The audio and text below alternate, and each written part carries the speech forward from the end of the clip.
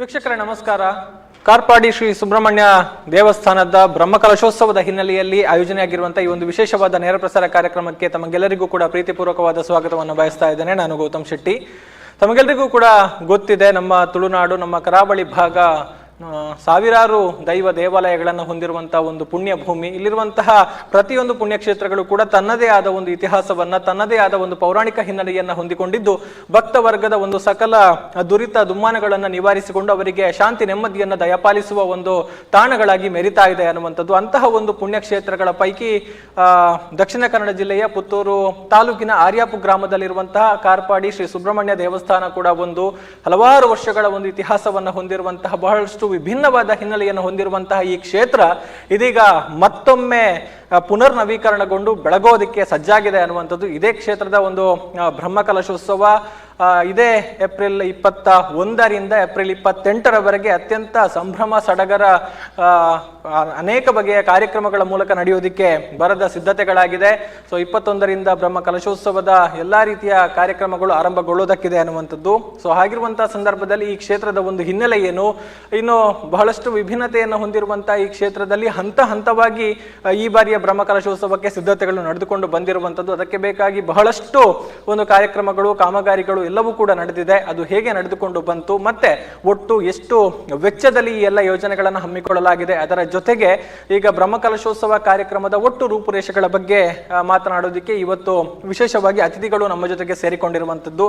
So ಅತಿಥಿಗಳನ್ನ ಮೊದಲನೆಯದಾಗಿ ಸ್ವಾಗತಿಸ್ತಾ ಇದ್ದೇನೆ. ಮೊದಲನೆಯದಾಗಿ ನಮ್ಮ ಜೊತೆಗೆ ಇರುವಂತಹ ಅತಿಥಿ ಬ್ರಹ್ಮಕಲಶೋತ್ಸವ ಸಮಿತಿ ಮತ್ತು ಜೀರ್ಣೋದ್ಧಾರ ಸಮಿತಿಯ ಅಧ್ಯಕ್ಷರು ಕೂಡ ಆಗಿರುವಂತಹ ಬೂಡಿಯಾರು ರಾಧಾಕೃಷ್ಣ ರೈ ಅವರು, ಅದೇ ರೀತಿ ಬ್ರಹ್ಮಕಲಶೋತ್ಸವ ಸಮಿತಿ ಮತ್ತು ಜೀರ್ಣೋದ್ಧಾರ ಸಮಿತಿಯ ಕಾರ್ಯಾಧ್ಯಕ್ಷರಾಗಿರುವಂತಹ ಕೆ ರಾಧಾಕೃಷ್ಣ ಬೋರ್ಕರ್ ಅವರು, ಅದೇ ರೀತಿ ಬ್ರಹ್ಮಕಲಶೋತ್ಸವ ಸಮಿತಿಯ ಸಂಚಾಲಕರು, ಅದೇ ರೀತಿ ಜೀರ್ಣೋದ್ಧಾರ ಸಮಿತಿಯ ಕೋಶಾಧಿಕಾರಿ ಆಗಿರುವಂತಹ, ಜೊತೆಗೆ ನಿಕಟಪೂರ್ವ ವ್ಯವಸ್ಥಾಪನಾ ಸಮಿತಿ ಅಧ್ಯಕ್ಷರಾಗಿರುವಂತಹ ಸುಧಾಕರ್ ರಾವ್ ಆರ್ಯಾಪು ಅವರು.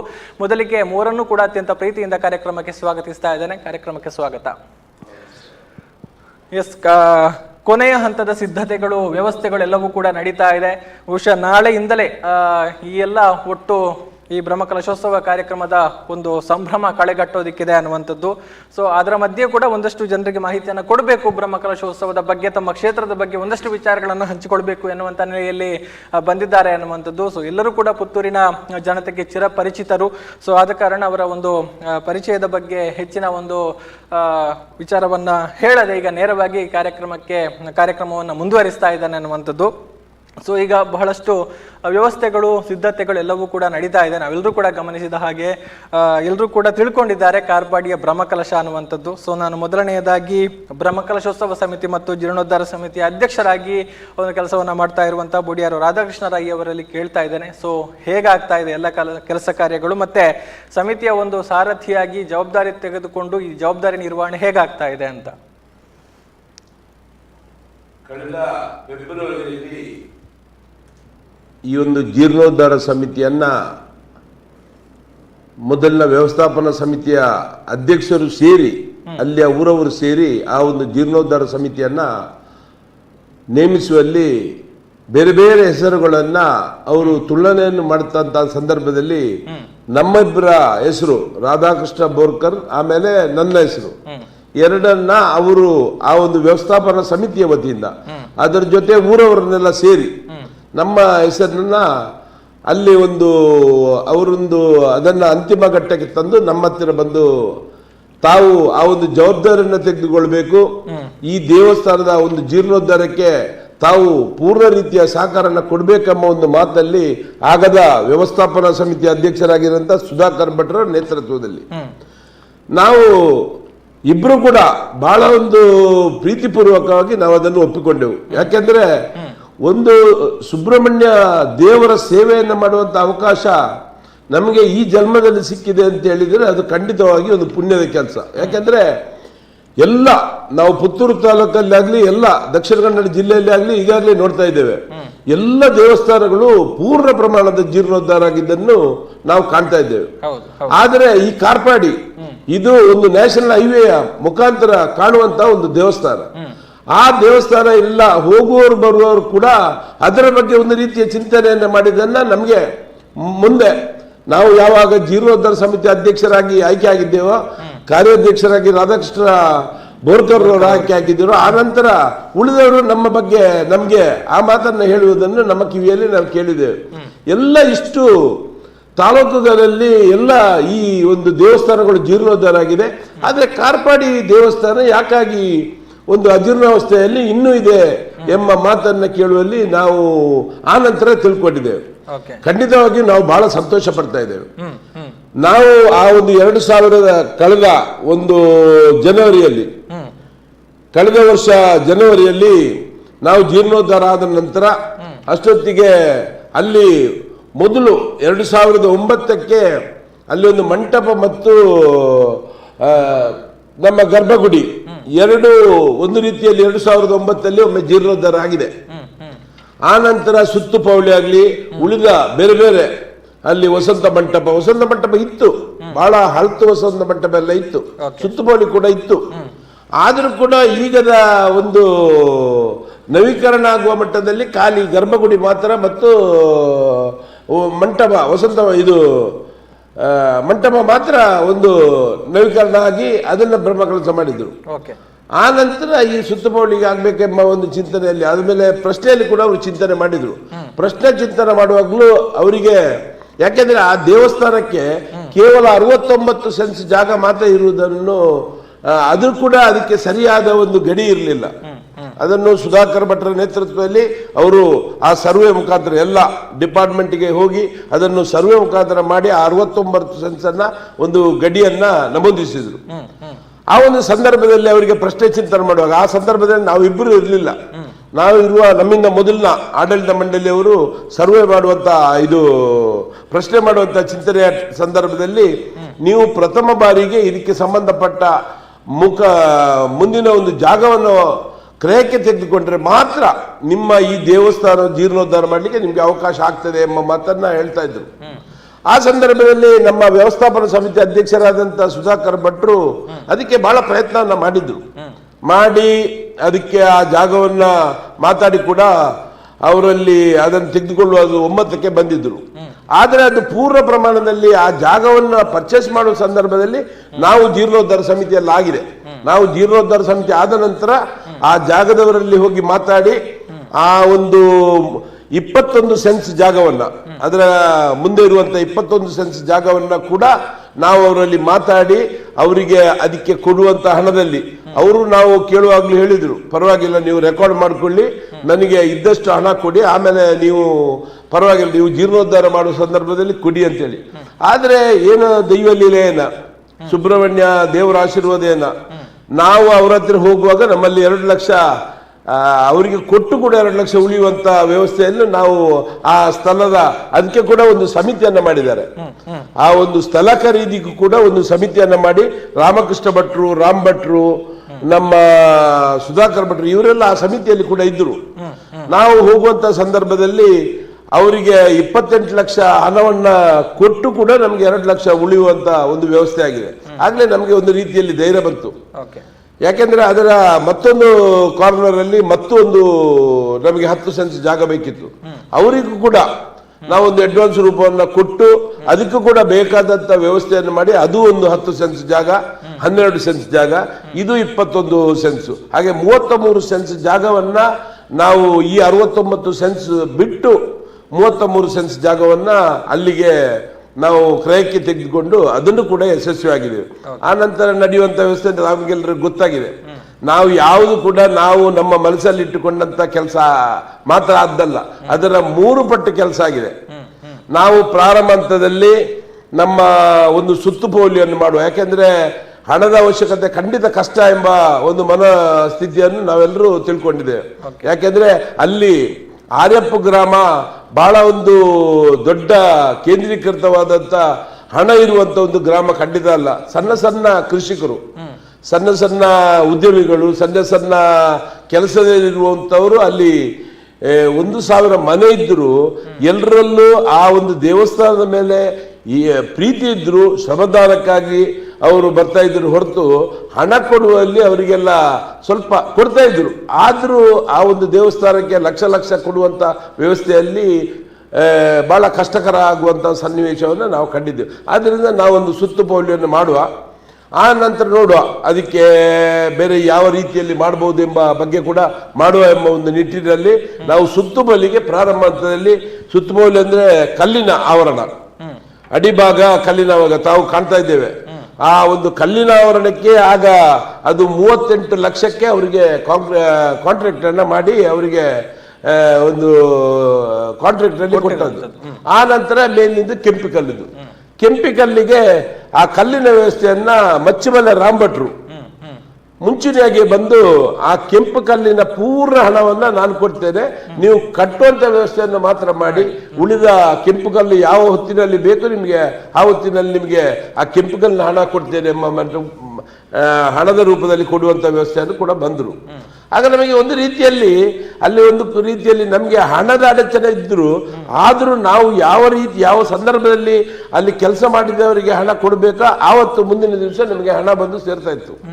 ಯಾವಾಗಲೂ ಇವತ್ತಿನ ತನಕ ಕೂಡ ನಮಗೆ ಅಲ್ಲಿ ಬೇಕಾದಷ್ಟು ಹಣ ಅಂತ ಬಂದಿಲ್ಲ, ಆದರೂ ಯಾರಿಗೂ ಕೂಡ ಕೆಲಸ ಮಾಡಿದವರಿಗೆ ಬಾಕಿ ಆಗಿಲ್ಲ. ನಾವು ಪೂರ್ಣ ಪ್ರಮಾಣದಲ್ಲಿ ಕೆಲಸ ಮಾಡಿದವರಿಗೆ ಆಗಾಗಲೇ ಕೊಡುವಂತ ವ್ಯವಸ್ಥೆಯನ್ನು ಮಾಡಿದ್ದೇವೆ. ಆಮೇಲೆ ಆಚಾರಿಗಳ ಕೆಲಸ ಮಾಡುವಾಗಲೂ ಒಂದು 2-3 ಜನ ಆಚಾರಿಗಳನ್ನು ತಂದು ಮಾತನಾಡಿಸಿ ಅದಕ್ಕೆ ಬೇರೆ ಬೇರೆ ರೀತಿಯಲ್ಲಿ ಅವರ ಟೆಂಡರ್ ಅನ್ನು ಕರೆದು ಅವರಲ್ಲಿ ಕೂಡ ಈಗಾಗಲೇ ನಮ್ಮ ಶೇಷಪ್ಪಾಚಾರ್ಯವರು ಅದರ ಪೂರ್ಣ ಜವಾಬ್ದಾರಿಯನ್ನು ವಹಿಸಿಕೊಂಡು ಅದನ್ನು ಕೂಡ ಮಾಡುವಲ್ಲಿ ಕೂಡ ನಾವು ಪ್ರಯತ್ನ ಪಟ್ಟೆವು. ಆದರೂ ನಮಗೆ ಫೆಬ್ರವರಿಯಲ್ಲಿ ನಮ್ಮ ಜೀರ್ಣೋದ್ಧಾರ ಸಮಿತಿ ಪ್ರಾರಂಭ ಆದರೂ ಡಿಸೆಂಬರ್ ತನಕ ನಾವು ಬಹಳ ಒಂದು ನಿಧಾನಗತಿಯಲ್ಲಿ ಮುಂದುವರಿಯಾಗಿ ಆಯಿತು.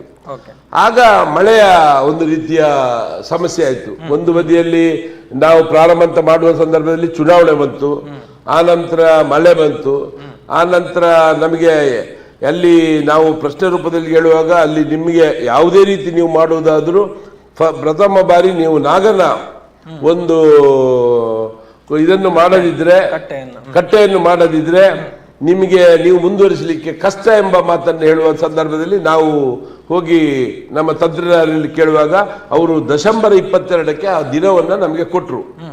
ಡಿಸೆಂಬರ್ 22 ತಾರೀಕಿಗೆ ಕೊಡುವಂತ ಸಂದರ್ಭದಲ್ಲಿ ನಾವು ನವೆಂಬರ್ ಅಲ್ಲಿ ನೋಡುವಾಗ ಅದರಲ್ಲಿ ಹೊಂಡದಲ್ಲಿ ಫುಲ್ ಆಗಿ ನೀರು ಬಂದಿತ್ತು. ನಮಗೆ ಅದನ್ನು ತೆಗೆದು ಅಲ್ಲಿ ಕಟ್ಟುವಂತ ವ್ಯವಸ್ಥೆಯನ್ನು ಬಹಳ ಕಷ್ಟಕರ ಆಗುವಂತ ಸನ್ನಿವೇಶ ಕಂಡೋಯ್ತು. ಆದ್ರೂ ಕೆಲವು ನಾವು ಸಮಿತಿಯವರು ಮಾತನಾಡುವಾಗ ನಾವು ಮುಂದುವರಿಸುವ, ನಮ್ಮ ಡಿಸೆಂಬರ್ 22ಕ್ಕೆ ಕಷ್ಟ ಆಗ್ಬೋದು ಎಂಬ ಮಾತನ್ನು ಕೆಲವರ ಮನಸ್ಸಲ್ಲಿತ್ತು. ಯಾಕೆಂದ್ರೆ ಆ ಒಂದು ತರಾತುರಿಯಲ್ಲಿ ಮಾಡಲಿಕ್ಕೆ ಕಷ್ಟ ಆಗ್ಬಿಟ್ಟು, ಆದ್ರೂ ನಾವೆಲ್ಲರೂ ಸಮಿತಿಯವರು ಒಗ್ಗಟ್ಟಿನಿಂದ ನಾವು ಮಾಡಲೇಬೇಕು. ಆ ಡಿಸೆಂಬರ್ 22ಕ್ಕೆ ನಾವು ಆ ಒಂದು ನಾಗನ ಪ್ರತಿಷ್ಠೆಯನ್ನು ಮಾಡಬೇಕೆಂಬ ಒಂದು ನಿಟ್ಟಿನಲ್ಲಿ ನಾವು ಡಿಸೆಂಬರ್ 22ಕ್ಕೆ ಅಂದ್ರೆ ಡಿಸೆಂಬರ್ 18ಕ್ಕೆ ಪೂರ್ಣಗೊಳಿಸಿ ನಾವು ಆ ಒಂದು ಬ್ರಹ್ಮಕಲಶವನ್ನು ಕೂಡ ಮಾಡಿದ್ದೇವೆ. ಅಂದಿನಿಂದ ನಾವು ಪ್ರಾರಂಭ ಮಾಡಿದ್ದೇವೆ. ಡಿಸೆಂಬರ್ನಿಂದ ಪ್ರಾರಂಭ ಆದಂತ ಆ ಒಂದು ನಾವು ಮುಂದೆ ಬಂದವರು ಹಿಂದೆ ನೋಡ್ಲೇ ಇಲ್ಲ. ಆಮೇಲೆ ನಮ್ಮ ಸುತ್ತುಪೋಳಿಯ ಕೆಲಸ ಆಯ್ತು, ಹಂಚಿನ ಕೆಲಸ ಆಯ್ತು, ಆಮೇಲೆ ಕಾರ್ಪೆಂಟ್ರಿ ಆಚಾರಿಗಳ ಕೆಲಸ ಮುಗಿತಾ ಬಂತು. ಅಷ್ಟೊತ್ತಿಗೆ ಮುಂದೆ ಏನು ಮಾಡುವುದು ಅಂತೇಳಿ ನಾವೊಂದು ಜಾಗವನ್ನ ಶುದ್ಧೀಕರಣ ಮಾಡಬೇಕಿತ್ತು, ಅಲ್ಲಿ ಕ್ಲೀನ್ ಮಾಡಬೇಕಿತ್ತು. ಮಾಡುವಂತ ಸಂದರ್ಭದಲ್ಲಿ ಆ ನಾಗರ ಕಟ್ಟೆ ಮೇಲಿತ್ತು, ಅದು ಮೊದಲಿನ ಫೋಟೋ ಎಲ್ಲ ಇದೆ, ಮೇಲೆ ಎತ್ತರದಲ್ಲಿ ನಾಗರ ಕಟ್ಟೆ ಇತ್ತು. ಅದನ್ನೆಲ್ಲ ಕೆಳಗೆ ತೆಗಿಬೇಕಿದ್ರೆ ತುಂಬಾ ಸಾಧಾರಣ 1000 ಲೋಡಿನಷ್ಟು ಮಣ್ಣು ಅಲ್ಲಿತ್ತು. ಅದನ್ನು ಕೂಡ ನಾವು ಅಲ್ಲಿಂದ ಹೊರಗೆ ಹೋಗಿ ಅಲ್ಲೊಂದು ತಡೆಗೋಡೆ, ಆ ತಡೆಗೋಡೆಯನ್ನು ಕಾಣುವಾಗ ಎಲ್ರಿಗೂ ಅದ್ರ ಮೇಲಿನ ಮನೆಯವರಿಗೂ ಕೂಡ ಬಹಳ ದುಃಖ ಆಗಿದೆ. ನೀವು ಇಷ್ಟೆಲ್ಲ ತೆಗಿತೀರಿ, ನಮಗೆ ನಮ್ಮ ಅವಸ್ಥೆ ಏನಂತೇಳಿ. ಯಾಕೆಂದ್ರೆ ಮಳೆಗಾಲದಲ್ಲಿ ಇದು ನಿಲ್ಲುವಂತ ವ್ಯವಸ್ಥೆಯಲ್ಲಿ ಕೂಡ ಇರಲಿಲ್ಲ. ಆಗ ನಾವು ನಮ್ಮ ಸಂಸದರಲ್ಲಿ ನಳಿನ್ ಕುಮಾರ್ ಕಟೀಲ್ರಲ್ಲಿ ಕೇಳಿಕೊಂಡೆವು, ನಮಗೆ ತಾವೊಂದು ಸಹಕಾರನ ಮಾಡಬೇಕು, ಈ ತಡೆಗೋಡೆಗೆ ಒಂದು ಅನುದಾನವನ್ನು ನೀಡಬೇಕಂತೇಳಿ. ಅವರು ಕೊನೆಯ ಹಂತದಲ್ಲಿ, ಯಾಕೆಂದ್ರೆ ನಮ್ಮ ಈ ಸುತ್ತುಪೌಳಿ ಎಲ್ಲ ಕೆಲಸ ಆದ ನಂತರ ಇರ್ತೇನೆ ಅಂತೇಳಿ, ಅಷ್ಟೊತ್ತಿಗೆ ಮುಗೇರುಡಿ ಕನ್ಸ್ಟ್ರಕ್ಷನ್ ಅಲ್ಲಿ ಮಾಡಿಸ್ತೇನೆ ಅಂತ ಹೇಳಿದ್ರು ಸುಧಾಕರ್ ಶೆಟ್ಟರಲ್ಲಿ. ನಾನು ಸುಧಾಕರ್ ಶೆಟ್ಟರನ್ನು ಫೋನ್ನ ಮುಖಾಂತರ ಭೇಟಿಯಾದೆ. ದಯಮಾಡಿ ತಾವು ಒಂದು ಭೇಟಿ ಕೊಟ್ಟು ಆ ಒಂದು ಅದಕ್ಕೆ ಎಷ್ಟು ವೆಚ್ಚ ಆಗ್ಬಹುದೋ ಅದನ್ನು ತಾವು ಭರಿಸಿಕೊಡ್ಬೇಕು, ನಿಮಗೆ ಸುಬ್ರಹ್ಮಣ್ಯರ ಖಂಡಿತವಾಗಿ ಆಶೀರ್ವಾದ ನಿಮ್ಮ ಮೇಲೆ ಇದೆ ಎಂಬ ಮಾತನ್ನು ಹೇಳಿದ ಕೂಡಲೇ ಅವರು ಬಂದು ಎಷ್ಟು 9 ದಿವಸದಲ್ಲಿ 9-10 ದಿವಸಗಳಲ್ಲಿ ಸಾಧಾರಣ ಅವರಿಗೆ ಆ ಟೆಂಡರ್ ಅಂದ್ರೆ ಅನುದಾನ ಇದ್ದದ್ದು 10 ಲಕ್ಷ. ಅದನ್ನು ಈಗ ನೋಡಿದಾಗ ಒಂದು 25ರಿಂದ 30 ಲಕ್ಷ ರೂಪಾಯಿಯ ಆ ತಡೆಗೋಡೆಯನ್ನು ನಿರ್ಮಿಸಿಕೊಟ್ರು. ಆಗ್ಲೇ ನಮ್ಮ ಆ ಪ್ರದೇಶದ ಜನರಿಗೆ ಮತ್ತೆ ಅಲ್ಲ ಬಂದವರಿಗೆಲ್ಲ ಒಂದು ನೋಡುವಾಗ ಇಲ್ಲಿ ವಿಚಿತ್ರ ಕಾಡುವ ರೀತಿಯಲ್ಲಿ ಕಂಡಿತು. ಆ ನಂತರ ನಮಗೆ ಖಂಡಿತವಾಗಿ ನಾವು ಎನಿಸಿದಷ್ಟು ನಾವು ಪ್ರಾರಂಭ ಹಂತದಲ್ಲಿ ಸುಧಾಕರ್ ಭಟ್ರು ಹೇಳಿದ್ರು, ನಾವೆಲ್ಲ ಆರ್ಯಪ್ಪ ಮನೆ ಮಾತ್ರ ಅಲ್ಲ ಹೊರಗೆ ಕೂಡ ಹೋಗ್ಬೇಕು, ನಾವು ದೇಣಿಗೆಯನ್ನು ಸಂಗ್ರಹ ಮಾಡ್ಬೇಕೆಂಬ ಮಾತನ್ನು ಅವರು ಹೇಳ್ತಾ ಇದ್ರು. ನಾನು ಅದು ಕೇಳಿದೆ, ಹೊರಗಡೆ ಹೋಗಿ ನಾವು ದೇಣಿಗೆ ಮಾಡೋದು ತಪ್ಪು. ಯಾಕೆಂದ್ರೆ ಎಲ್ಲ ಗ್ರಾಮಗಳಲ್ಲೂ ದೇವಸ್ಥಾನಗಳಿವೆ. ಆದ್ರಿಂದ ಆದಷ್ಟು ನಮ್ಮ ಗ್ರಾಮದಲ್ಲಿ ಆರ್ಯಪ್ಪ ಗ್ರಾಮದಲ್ಲಿ ದೇಣಿಗೆ ಇದು ಮಾಡೋದಂದ್ರೆ ತಪ್ಪಲ್ಲ. ಯಾಕೆಂದ್ರೆ ಅವರ ಮನೆಗೆ ಕೊಡುವಂತ ಹಣ. ಆದ್ರಿಂದ ಪ್ರಥಮ ಬಾರಿಗೆ ನಾವು ಈ ಆರ್ಯಪ್ಪ ಗ್ರಾಮದಲ್ಲಿ ಆ ಒಂದು ದೇಣಿಗೆಯನ್ನು ಸಂಗ್ರಹ ಮಾಡಿ ಅದರಲ್ಲಿ ಬರುವ ಹಣದ ನಂತರ ನಾವು ಬ್ರಹ್ಮಕಲಶಕ್ಕೆ ಒಂದು ನಿಗದಿತ ಅನ್ನದಾನಕ್ಕೆ ನಾವು ಹೊರಗಡೆ ಹೋಗುವ ಎಂಬ ಮಾತನ್ನು ಹೇಳಿ ನಾವು ಅದನ್ನ ಪ್ರಾರಂಭ ಮಾಡಿದೆವು. ಪ್ರಾರಂಭ ಮಾಡುವಂತ ಸಂದರ್ಭದಲ್ಲಿ ನಮಗೆ ಅಲ್ಲಿ ಮೊದಲೊಂದು ಡ್ರೈನೇಜ್ ಇತ್ತು.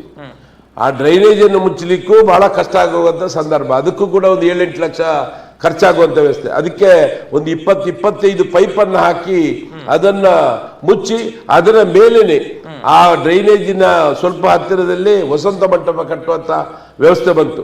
ಆ ವಸಂತ ಮಂಟಪಕ್ಕೂ ಕೂಡ ಒಬ್ರು ಅಲ್ಲಿ ಮಾಸ್ಟ್ರು, ಅವರ ಹೆಸರು ವೆಂಕಪ್ಪ ಗೌಡ್ರು, ಅವರ ಮಗ ನಮ್ಮ ಬಾಲಕೃಷ್ಣ ಗೌಡ್ರು, ಅವರು ನಾವು ನಿಮಗೆ ವಸಂತ ಮಂಟಪಕ್ಕೆ ಪೂರ್ಣ ಹಣವನ್ನು ನಾವು ಕೊಡ್ತೇವೆ ಎಂಬ ಒಂದು ಭರವಸೆಯನ್ನು ಕೊಟ್ಟಾಗ ನಮಗೆ ಅದು ಒಂದು ಧೈರ್ಯ ಬಂತು. ಈ ಒಂದು ಪೈಪ್ ಲೈನ್ ಹಾಕಿದ ಕೂಡಲೇ ನಾವು ವಸಂತ ಮಂಟಪವನ್ನು ಎಬ್ಬಿಸಿದೆವು. ವಸಂತ ಮಂಟಪ ಕೂಡ ಬಹಳ ಒಂದು ವ್ಯವಸ್ಥಿತ ರೀತಿಯಲ್ಲಿ ನಿರ್ಮಾಣ ಆಗಿದೆ.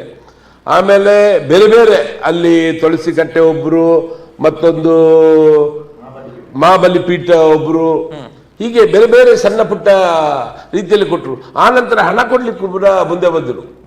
ಈಗಾಗಲೇ ನಾವು ಪ್ರಾರಂಭ ಹಂತದಲ್ಲಿ ಸುಧಾಕರ್ ಭಟ್ರು ಕೂಡ ಒಂದು 70-80 ಲಕ್ಷದಲ್ಲಿ ನಮಗೆ ಪೂರ್ಣ ಮುಗಿಬಹುದು ಎಂಬ ಒಂದು ಆಲೋಚನೆ ಇತ್ತು.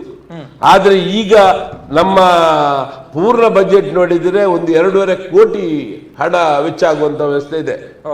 ಅದರ ಜೊತೆ ಈಗ ಈ ಒಂದು ಬ್ರಹ್ಮಕಲಶ ಕೂಡ ಬಹಳ ಒಂದು ವ್ಯವಸ್ಥಿತ ರೀತಿಯಲ್ಲಿ ನಡೀಲಿಕ್ಕೆ ಕೂಡ ಒಂದು ವ್ಯವಸ್ಥೆ ಆಗ್ತಾ ಇದೆ. ಅದರ ರೂಪರೇಷೆಗಳ ಬಗ್ಗೆ ಮುಂದೆ ಇನ್ನಷ್ಟು ಮಾತನಾಡೋಣ ಅಂತ ಹೇಳ್ತಾ, ಈಗ ರಾಧಾಕೃಷ್ಣ ಬೋರ್ಕರ್ ಸರ್, ನಿಮ್ಮ ಒಂದು ಜವಾಬ್ದಾರಿ ನಿರ್ವಹಣೆ ಹೇಗೆ ಅನಿಸ್ತಾ ಇದೆ? ಹೇಗೆ ನೀವು ಮುಂದುವರಿಸಿಕೊಂಡು ಹೋಗ್ತಾ ಇದ್ದೀರಿ? ನಿಮ್ಮ ಒಂದು ವಿಚಾರದ ಬಗ್ಗೆ ಹೇಳೋದಿದ್ರೆ.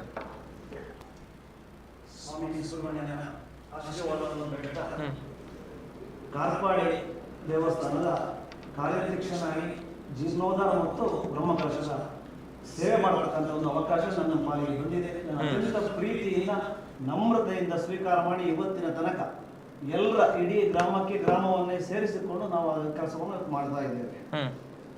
ಆರ್ಯಾಪು ಗ್ರಾಮ ಅಂತ ಹೇಳುವಂಥದ್ದು ದೇವರ ನಾಡು ಅಂತ ಹೇಳಿದ್ರೆ ತಪ್ಪಾಗ್ಲಿಕ್ಕಿಲ್ಲ. ಆರ್ಯಾಪು ಗ್ರಾಮದಲ್ಲಿ ಸುಮಾರು 5-6 ದೇವಸ್ಥಾನಗಳು ಈಗಾಗಲೇ ಜೀರ್ಣೋದ್ಧಾರಗೊಂಡು ಬ್ರಹ್ಮಕಲಶ ಆಗಿತ್ತು. ನಾನು ತಾಲೂಕ್ ಪಂಚಾಯತ್ ಅಧ್ಯಕ್ಷ ಆಗಿದ್ದಾಗ ಎಲ್ಲ ಕಾರ್ಯಕ್ರಮದಲ್ಲಿ ಭಾಗವಹಿಸಿದ್ದೆ. ಪ್ರತಿ ಕಾರ್ಯಕ್ರಮದಲ್ಲಿ ಕೂಡ ಸುಧಾಕರ್ ಭಟ್ರವರು ಅಲ್ಲಿ ಇರ್ತಾ ಇದ್ರು. ಅವರೊಂದು ಮಾತು ಹೇಳ್ತಾ ಇದ್ರು, ನಮ್ಮ ಊರಿನ ದೇವಸ್ಥಾನ, ನಮ್ಮ ಗ್ರಾಮ ದೇವಸ್ಥಾನ ಕಾರ್ಪಾಡಿ ಸುಬ್ರಹ್ಮಣ್ಯೇಶ್ವರ, ಅದು ಜೀರ್ಣೋದ್ಧಾರ ಆಗಬೇಕು ಅಂತ ಹೇಳುವ ಮಾತನ್ನು ಅವರು ಉಲ್ಲೇಖ ಮಾಡ್ತಾ ಇದ್ರು. ನಾನು ಅವತ್ತೇ ವೇದಿಕೆಯಲ್ಲಿ ಒಂದು ಮಾತನ್ನು ಅವರಿಗೆ ಹೇಳಿದ್ದೆ, ಸುಬ್ರಹ್ಮಣ್ಯ ದೇವರಿಗೆ ಯಾವತ್ತು ಮನಸ್ಸಾಗುತ್ತೋ ಅವ್ರು ಯಾವತ್ತು ಅದನ್ನು ಅವ್ರು ಮಾಡಬೇಕು ಅಂತ ಅವರು ಚಿಂತನೆ ಮಾಡಿ ಅವತ್ತು ದೇವಸ್ಥಾನ ಅಭಿವೃದ್ಧಿ ಆಗ್ತದೆ, ಜೀರ್ಣೋದ್ಧಾರ ಆಗುತ್ತೆ ಅಂತ ಹೇಳೋ ಮಾತನ್ನು ಅವತ್ತು ಹೇಳಿದ್ದೆ. ಆದರೆ ಆ ಮಾತು ಇವತ್ತು ನಿಜಗೊಂಡು ನಾವೆಲ್ಲರೂ ಕೃತಾರ್ಥರಾಗಿ ಆ ಒಂದು ಬ್ರಹ್ಮಕಲಶದ ಒಂದು ಕೆಲಸವನ್ನು ಮಾಡುವಂಥ ಅವಕಾಶ ನಮ್ಮೆಲ್ಲರ ಪಾಲಿಗೆ ಅದು ಬಂದಿದೆ. ಸುಮಾರು ಜನವರಿಯ ನನಗೊಂದ್ಸಲ ಸುಧಾಕರ್ ಭಟ್ರು ಫೋನ್ ಮಾಡಿದ್ರು, ನಾವೊಂದು ಜೀರ್ಣೋದ್ಧಾರದ ಸಮಿತಿಯನ್ನು ಮಾಡಬೇಕು, ಸಮಿತಿಯಲ್ಲಿ ತಾವು ಕಾರ್ಯದರ್ಶಿ ಆಗಬೇಕು ಅಂತ ಹೇಳುವ ಒಂದು ವಿಷಯವನ್ನು ಪ್ರಸ್ತಾಪ ಮಾಡಿದರು. ಗೊತ್ತಿಲ್ಲ, ಒಂದಷ್ಟು ವಿರೋಧಗಳು ಕೂಡ ಆ ಸಂದರ್ಭದಲ್ಲಿ ಇದ್ದಿರಬಹುದು. ಯಾಕಂದ್ರೆ ನಾನು ಪಕ್ಕದ ನೆಡಪಳ್ಳಿ ಗ್ರಾಮದವನು, ನಮ್ಮ ಅಧ್ಯಕ್ಷರು ಕುರಿಯ ಗ್ರಾಮದವರು. ಆದರೆ ದೇವರ ಸಂಕಲ್ಪ ಇತ್ತು, ಇವರೇ ಅದನ್ನು ಆ ಒಂದು ಸೇವೆಯನ್ನು ಮಾಡಬೇಕು ಅಂತ. ಇದು ಹುದ್ದೆ ಅಲ್ಲ, ಇದು ಜವಾಬ್ದಾರಿ. ಸೇವೆ ಮಾಡಲಿಕ್ಕೆ ಸುಬ್ರಹ್ಮಣ್ಯ ದೇವರು ಕೊಟ್ಟಿರ್ತಕ್ಕಂಥ ಒಂದು ಅವಕಾಶ. ಅವಕಾಶವನ್ನು ನಾವು ಸದುಪಯೋಗಪಡಿಸಿಕೊಂಡು ಖಂಡಿತ ಇವತ್ತಿನವರೆಗೆ ನಿರಂತರವಾಗಿ ನಾನು ಸುಮಾರು 4-5 ತಿಂಗಳಿಂದ ಬೆಳಿಗ್ಗೆ ಬಂದರೆ ರಾತ್ರಿ 12 ಗಂಟೆ ತನಕ ದೇವಸ್ಥಾನದ ಎಲ್ಲ ಕರಸೇವಕರು ಇಲ್ಲಿ ನಾನು ಪ್ರಥಮವಾಗಿ ಹೇಳಬೇಕಾಗಿರುವಂಥದ್ದು ಕರಸೇವಕರ ಬಗ್ಗೆ. ನಿರಂತರವಾಗಿ 100, 150 ಜನ, 200 ಜನ ಕರಸೇವಕರು ಪ್ರತಿನಿತ್ಯ 12 ಗಂಟೆ 1 ಗಂಟೆ ರಾತ್ರಿ ತನಕ ಆ ದೇವರ ಸೇವೆಯನ್ನು ಮಾಡ್ತಾ, ಈ ಸಂದರ್ಭದಲ್ಲಿ ನಾವೆಲ್ಲರನ್ನ ಒಟ್ಟು ಸೇರಿಸಿಕೊಂಡು ನಮ್ಮ ಅಧ್ಯಕ್ಷರು ಒಟ್ಟು ನಮ್ಮ ಪ್ರಥಮವಾಗಿ ನಾವು ಆಲೋಚನೆ ಮಾಡಿರುವಂಥದ್ದು ಸುತ್ತುಪೌಳಿಯನ್ನು ನಿರ್ಮಾಣ ಮಾಡಿ ದೇವಸ್ಥಾನ ಜೀರ್ಣೋದ್ಧಾರಗೊಂಡು ಬ್ರಹ್ಮಕಲಶ ಮಾಡಬೇಕು ಅಂತ ಹೇಳೋದು. ಆದರೆ ಇವತ್ತಿನ ಆ ಸ್ಥಿತಿಯನ್ನು ನೋಡಿದಾಗ, ನಿನ್ನೆ ಒಬ್ಬರು ಬಂದಿದ್ದರು, ಅವತ್ತಿನ ದೇವಸ್ಥಾನಕ್ಕೂ ಇವತ್ತಿನ ಈ ಪರಿಸ್ಥಿತಿಗೂ ಅಜಗಜಾಂತರ ವ್ಯತ್ಯಾಸಗಳಿದೆ ಅಂತ ಹೇಳೋದನ್ನ ಅವರು ಉಲ್ಲೇಖ ಮಾಡಿದರು. ಅದು ಸುತ್ತುಪೌಳಿ ಇರ್ಬೋದು, ನಮ್ಮ ವಸಂತ ಮಂಟಪ ಇರ್ಬೋದು, ನಾಗನಕಟ್ಟೆ ಇರ್ಬೋದು, ಜೊತೆಯಲ್ಲಿ ಯಾಗಶಾಲೆ ಇರ್ಬೋದು, ಪಾಕಶಾಲೆ ಇರ್ಬೋದು, ಗುಳಿಗನಕಟ್ಟೆ ಇರ್ಬೋದು, ಇದೆಲ್ಲವನ್ನ ಮಾಡಿದಾಗ ಅಧ್ಯಕ್ಷರೊಂದು ಮಾತನ್ನ ಹೇಳಿದರು, ನಾವು ಯಾಕೆ ಇದನ್ನು ಹೀಗೆ ಬಿಡುದು, ಸುತ್ತ ಅಲ್ಲಿ ಒಂದು ಇಂಟರ್ಲಾಕ್ ಹಾಕುವ ಅಂತೇಳಿ. ಸುಮಾರು 8-9 ಲಕ್ಷ ವೆಚ್ಚದಲ್ಲಿ ಆ ಇಂಟರ್ಲಾಕ್ ಹಾಕುವುದು ಕೂಡ ಇವತ್ತು ಅಥವಾ ನಾಳೆಯ ದಿವಸದಲ್ಲಿ ಇದು ಪೂರ್ತಿಯಾಗಿ ಕೊನೆಗೊಳ್ಳುತ್ತದೆ. 100ಕ್ಕೆ 80-85% ಅಲ್ಲ 90% ವರ್ಕ್ ಕೆಲಸಗಳು ಈಗಾಗಲೇ ಮುಗಿದಿದೆ. ಇನ್ನು ಒಳಗಡೆ ತೊಳಿ ಬಂದು ಅದನ್ನು ಕ್ಲೀನ್ ಮಾಡುವಂಥದ್ದು, ಜೊತೆಯಲ್ಲಿ ಒಂದಷ್ಟು ಸಣ್ಣ ಸಣ್ಣ ಪುಟ್ಟ ಕೆಲಸಗಳು ಇವತ್ತು ನಾಳೆಯಲ್ಲಿ ಪೂರ್ತಿಗೊಳ್ಳುತ್ತದೆ. ಅಂತಿಮ ಕೆಲಸಗಳು, ಅಂತಿಮ ಹಂತ, ಅದು ಟಚ್ ಇರ್ತದೆ ಲಾಸ್ಟ್ ಕೊನೆವರೆಗೆ. ಅದು ದೇವಸ್ಥಾನದ ಕೆಲಸಗಳು ಅಂದ್ರೆ ಅದು ಮುಗಿಯುವಂತಹ ಕೆಲಸಗಳಲ್ಲ, ನಿರಂತರವಾಗಿ ನಡೆಯುವಂತ ಪ್ರಕ್ರಿಯೆಗಳು. ಹಾಗಾಗಿ ನಾಳೆಯ ದಿವಸ ಒಂದು ಒಳ್ಳೆಯ ದೊಡ್ಡ ಮಟ್ಟದ ಒಂದು ನಾವು ಹಸಿರುವಾಣಿಯನ್ನು ಸಂಗ್ರಹ ಮಾಡಬೇಕು ಅಂತ ಹೇಳುವ ಉದ್ದೇಶದಿಂದ ನಮ್ಮ ಡಾಕ್ಟರ್ ಪುತ್ತೂರಾಯರವರ ನೇತೃತ್ವದಲ್ಲಿ ನಿರಂತರವಾಗಿ ಈಗ ಒಂದು 20-30 ಗ್ರಾಮಗಳಿಗೆ ಭೇಟಿ ಕೊಟ್ಟು ಎಲ್ಲ, ಅದು ದೇವಸ್ಥಾನ ಇರ್ಬೋದು, ದೈವಸ್ಥಾನ ಇರ್ಬೋದು, ಭಜನಾ ಮಂದಿರ ಇರ್ಬೋದು, ಇಲ್ಲಿ ಎಲ್ಲ ಪ್ರಮುಖರನ್ನ ಸೇರಿಸಿಕೊಂಡು ಅಲ್ಲಿ ಅವರು ವಿನಂತಿಯನ್ನ ಮಾಡಿದ್ದಾರೆ. ನಮಗಂತೂ ಪೂರ್ತಿ ವಿಶ್ವಾಸ ಇದೆ, ಒಂದು ಅದ್ಭುತವಾಗಿರ್ತಕ್ಕಂಥ ಹೊರಕಾಣಿಕೆಯ ಮೆರವಣಿಗೆ ನಾಳೆ 3 ಗಂಟೆಗೆ ಪುತ್ತೂರು ಮಹಾಲಿಂಗೇಶ್ವರ ಸನ್ನಿಧಿಯಿಂದ ಹೊರಟು ನಮ್ಮ ಕ್ಷೇತ್ರಕ್ಕೆ ಕಾರ್ಪೊರೇಷನ್ ಬರಲಿಕ್ಕಿದೆ. ಇದೆಲ್ಲ ಕಾರ್ಯಕ್ರಮಕ್ಕೆ ನಾನು ತಮ್ಮ ಮಾಧ್ಯಮದ ಮುಖಾಂತರ ಎಲ್ಲ ಭಗವದ್ಭಕ್ತರನ್ನ ಆ ಒಂದು ಕಾರ್ಯಕ್ರಮಕ್ಕೆ ಆಮಂತ್ರಣ ಕೊಡ್ತಾ ಇದ್ದೇನೆ. ಎಲ್ಲ ಕಾರ್ಯಕ್ರಮ ಯಶಸ್ವಿಯಾಗುವಲ್ಲಿ ನೀವು ಸಹಕಾರವನ್ನು ಕೊಡಬೇಕು, ಪೂರ್ತಿಯಾಗಿ ನೀವು ಆ ಕಾರ್ಯಕ್ರಮದಲ್ಲಿ ಭಾಗವಹಿಸಬೇಕು ಅಂತ ಹೇಳುವ ವಿನಂತಿಯನ್ನು ನಾನು ಅವರಲ್ಲಿ ಮಾಡ್ತಾ ಇದ್ದೇನೆ. ಓಕೆ, ಇನ್ನಷ್ಟು ಮಾತನಾಡೋಣ. ಅದೇ ರೀತಿ ಸುಧಾಕರ್ ರಾವ್ ಸರ್, ಬಹುಶಃ ಇಬ್ರು ಕೂಡ ಮಾತನಾಡುವಾಗ ಉಲ್ಲೇಖ ಮಾಡಿದ್ರು, ಬಹುಶಃ ಜೀರ್ಣೋದ್ಧಾರ ಬ್ರಹ್ಮಕಲಶ ಆಗಬೇಕು ಅನ್ನುವಂಥದ್ದು ಬಹಳ ಆರಂಭದಿಂದಲೂ ಪ್ರಯತ್ನ ಪಟ್ಟವರು ತಾವು ಅನ್ನುವಂಥದ್ದು. ಸೊ ಈಗ ಎಲ್ಲಾ ಕೆಲಸಗಳು ಮುಗಿತಾ ಇದೆ, ತಾವು ಕೂಡ ಸಕ್ರಿಯವಾಗಿ ಪ್ರತಿಯೊಂದು ಹಂತದಲ್ಲೂ ಕೂಡ ತೊಡಗಿಸಿಕೊಂಡು ಬಂದಿದ್ದೀರಿ. ಈಗ ಹೇಗೆ ಅನಿಸ್ತಾ ಇದೆ, ಕ್ಷೇತ್ರ ಬೆಳಗ್ತಾ ಇದೆ, ಜೀರ್ಣೋದ್ಧಾರಗೊಳ್ತಾ ಇದೆ? ದೇವರ ದಯೆ ಅಲ್ಲಿ ಇದೇ ಹೇಳುವಂಥದ್ದು. ಈಗ ಆಗ್ತಾ ಇರುವಂತಹ ಕೆಲಸಗಳು ಮತ್ತು ಈಗ ನಾವು ಇನ್ನು 2 ದಿವಸಗಳಲ್ಲಿ ಆ ಬ್ರಹ್ಮಕಲಶೋತ್ಸವವನ್ನು ನೋಡುವಂತಹ ಒಂದು ಯೋಗ ಭಾಗ್ಯ ಇದೆ ಅಲ್ವಾ, ಇದು ಖಂಡಿತ ನಮ್ಮ ಕಾರ್ಪಾಡಿಯ ಒಂದು ಹಿರಿಮೆ. ಕಾರ್ಪಾಡಿ ಕ್ಷೇತ್ರ ಹೇಳುವಂಥದ್ದು ಸಾಧಾರಣ ಕ್ಷೇತ್ರ ಅಲ್ಲ, ಕುಕ್ಕೆ ಸುಬ್ರಹ್ಮಣ್ಯದಷ್ಟೇ ಸಮವಾದಂಥ ಕ್ಷೇತ್ರ. ಭೌಗೋಳಿಕ ಹಿನ್ನೆಲೆಯಲ್ಲಿ ಒಂದಷ್ಟು ಜಾಗೆಗಳ ಕೊರತೆ ಇತ್ತು. ಆ ಒಂದು ಸುತ್ತಮುತ್ತಲು ಕೃಷಿ ತೋಟಗಳು ಎಲ್ಲ ಅವರವರ ಆ ಜೀವನೋಪಾಯದ ವ್ಯವಸ್ಥೆಯಲ್ಲಿ ಆ ಒಂದು ಹಿಂದಿನ ಸರ್ಕಾರದ ವ್ಯವಸ್ಥೆ ಇರ್ಬೋದು, ರಾಜರ ಕಾಲದ ವ್ಯವಸ್ಥೆಯಲ್ಲಿ ಆ ಸೀಮಿತ ಸ್ಥಳದಲ್ಲಿ ಆ ದೇವಸ್ಥಾನ ಒಂದು ಉತ್ಸವಾದಿಗಳು, ಆ ದೈನಂದಿನ ಪರ್ವಗಳು ಇತ್ಯಾದಿ ನಡ್ಕೊಂಡು ಬರ್ತಾ ಇತ್ತು. ಆದರೆ ಎಲ್ಲಾ ದೇವಸ್ಥಾನಗಳನ್ನು ನಾನು ಈ ಪತ್ರಕರ್ತ ಜೀವನದಲ್ಲಿ ಒಂದಷ್ಟು ಸಮಯ ನಾನು ಬ್ರಹ್ಮಕಲಶವನ್ನು ಗಮನಿಸಿದೆ, ಬೇರೆ ಬೇರೆ ಊರುಗಳಿಗೆ ದೇವಸ್ಥಾನ ಗಮನಿಸಿದಾಗ ನಮ್ಮ ಕಾರ್ಪಾಡಿ ಕ್ಷೇತ್ರ ಯಾಕೆ ಹಿಂದುಳಿದಿದೆ, ಈ ಊರಲ್ಲಿ ಯಾಕೆ ಇದನ್ನು ಮಾಡ್ಲಿಕ್ಕೆ ಆಗ್ತಾ ಇಲ್ಲ ಅಂತ ಹೇಳುವಂಥದ್ದನ್ನು ನಮಗೆ ಬಹಳಷ್ಟು ಅದೊಂದು ಮನಸ್ಸಿಗೆ ನೋವಿತ್ತು.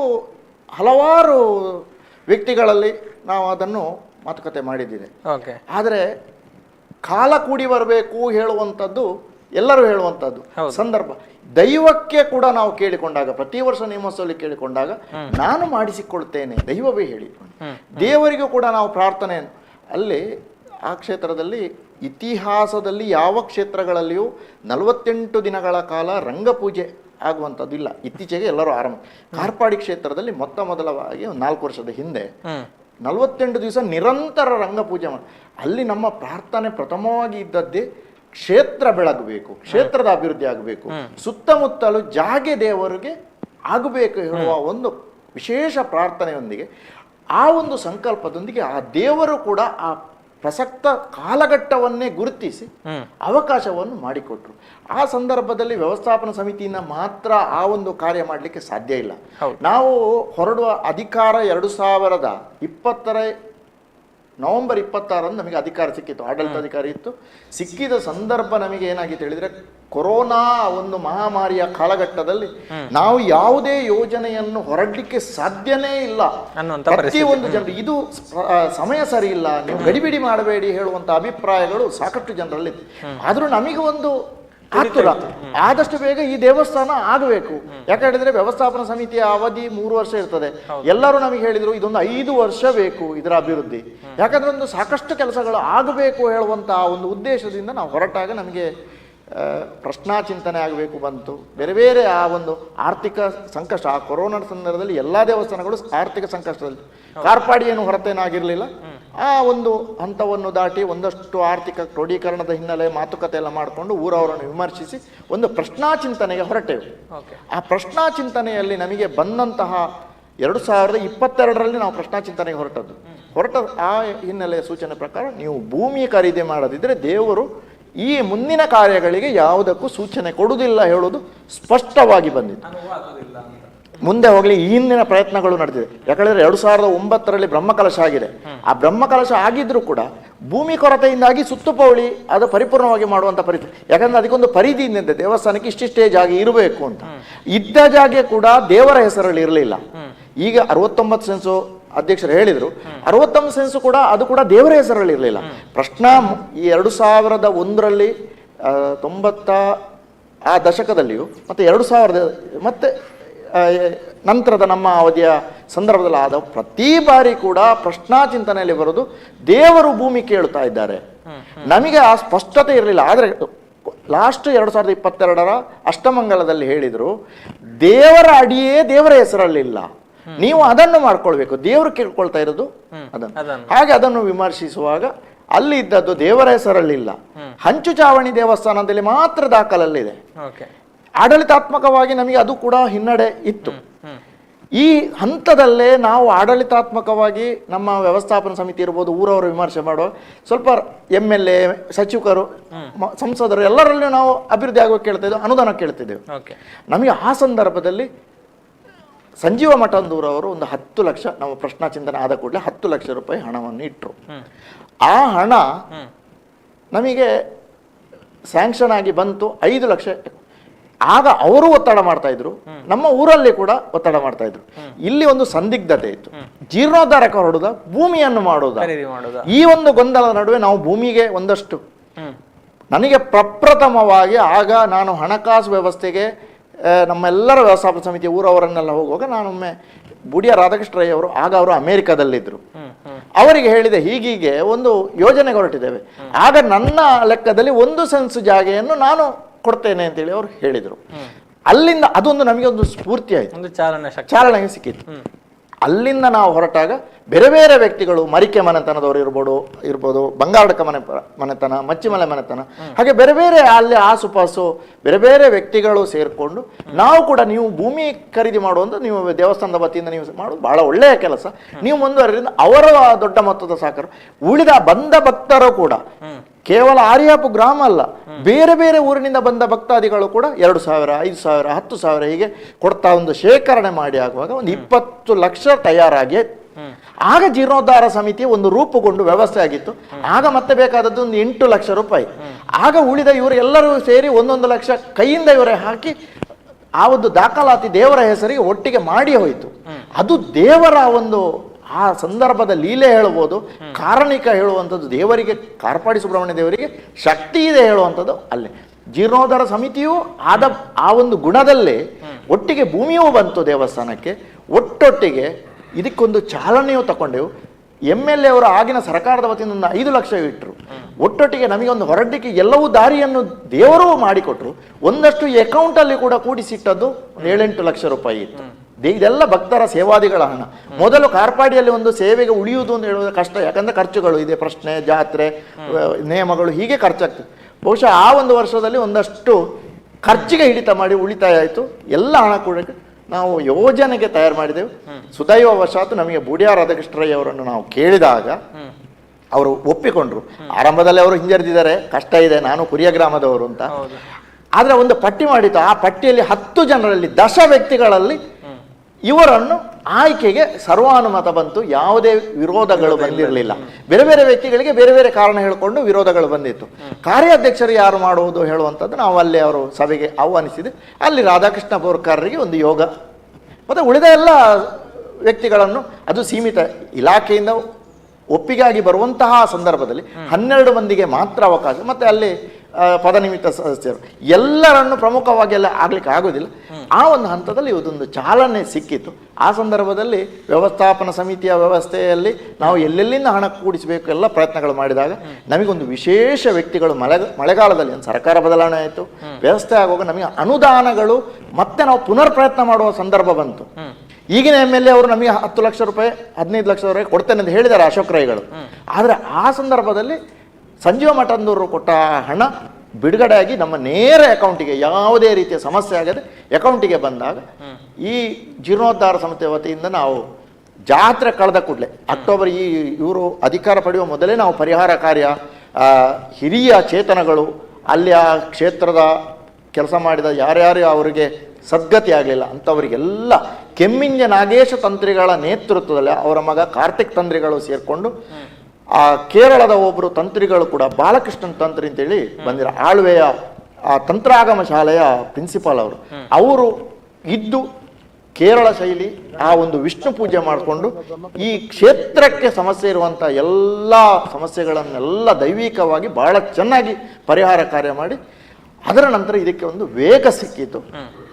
ಫೆಬ್ರವರಿಯಲ್ಲಿ ಆ ಒಂದು ಜೀರ್ಣೋದ್ಧಾರ ಕಾರ್ಯಕ್ಕೆ ಜಾತ್ರೆಯ ತಕ್ಷಣ ಬೂಡಿಯ ರಾಧಾಕೃಷ್ಣಯವರ ನೇತೃತ್ವದಲ್ಲಿ ನಾವು ಆ ಒಂದು ಕಾರ್ಯಕ್ಕೆ ಇಳಿದವರು ಬಾಲಾಲಯಕ್ಕೆ ಇಟ್ಟು ಡಿಸೆಂಬರ್ನಲ್ಲಿ ಅವರು ಈಗಾಗಲೇ ಹೇಳಿದರು ಆ ನಾಗನ ಕೆಲಸ ಆಯಿತು.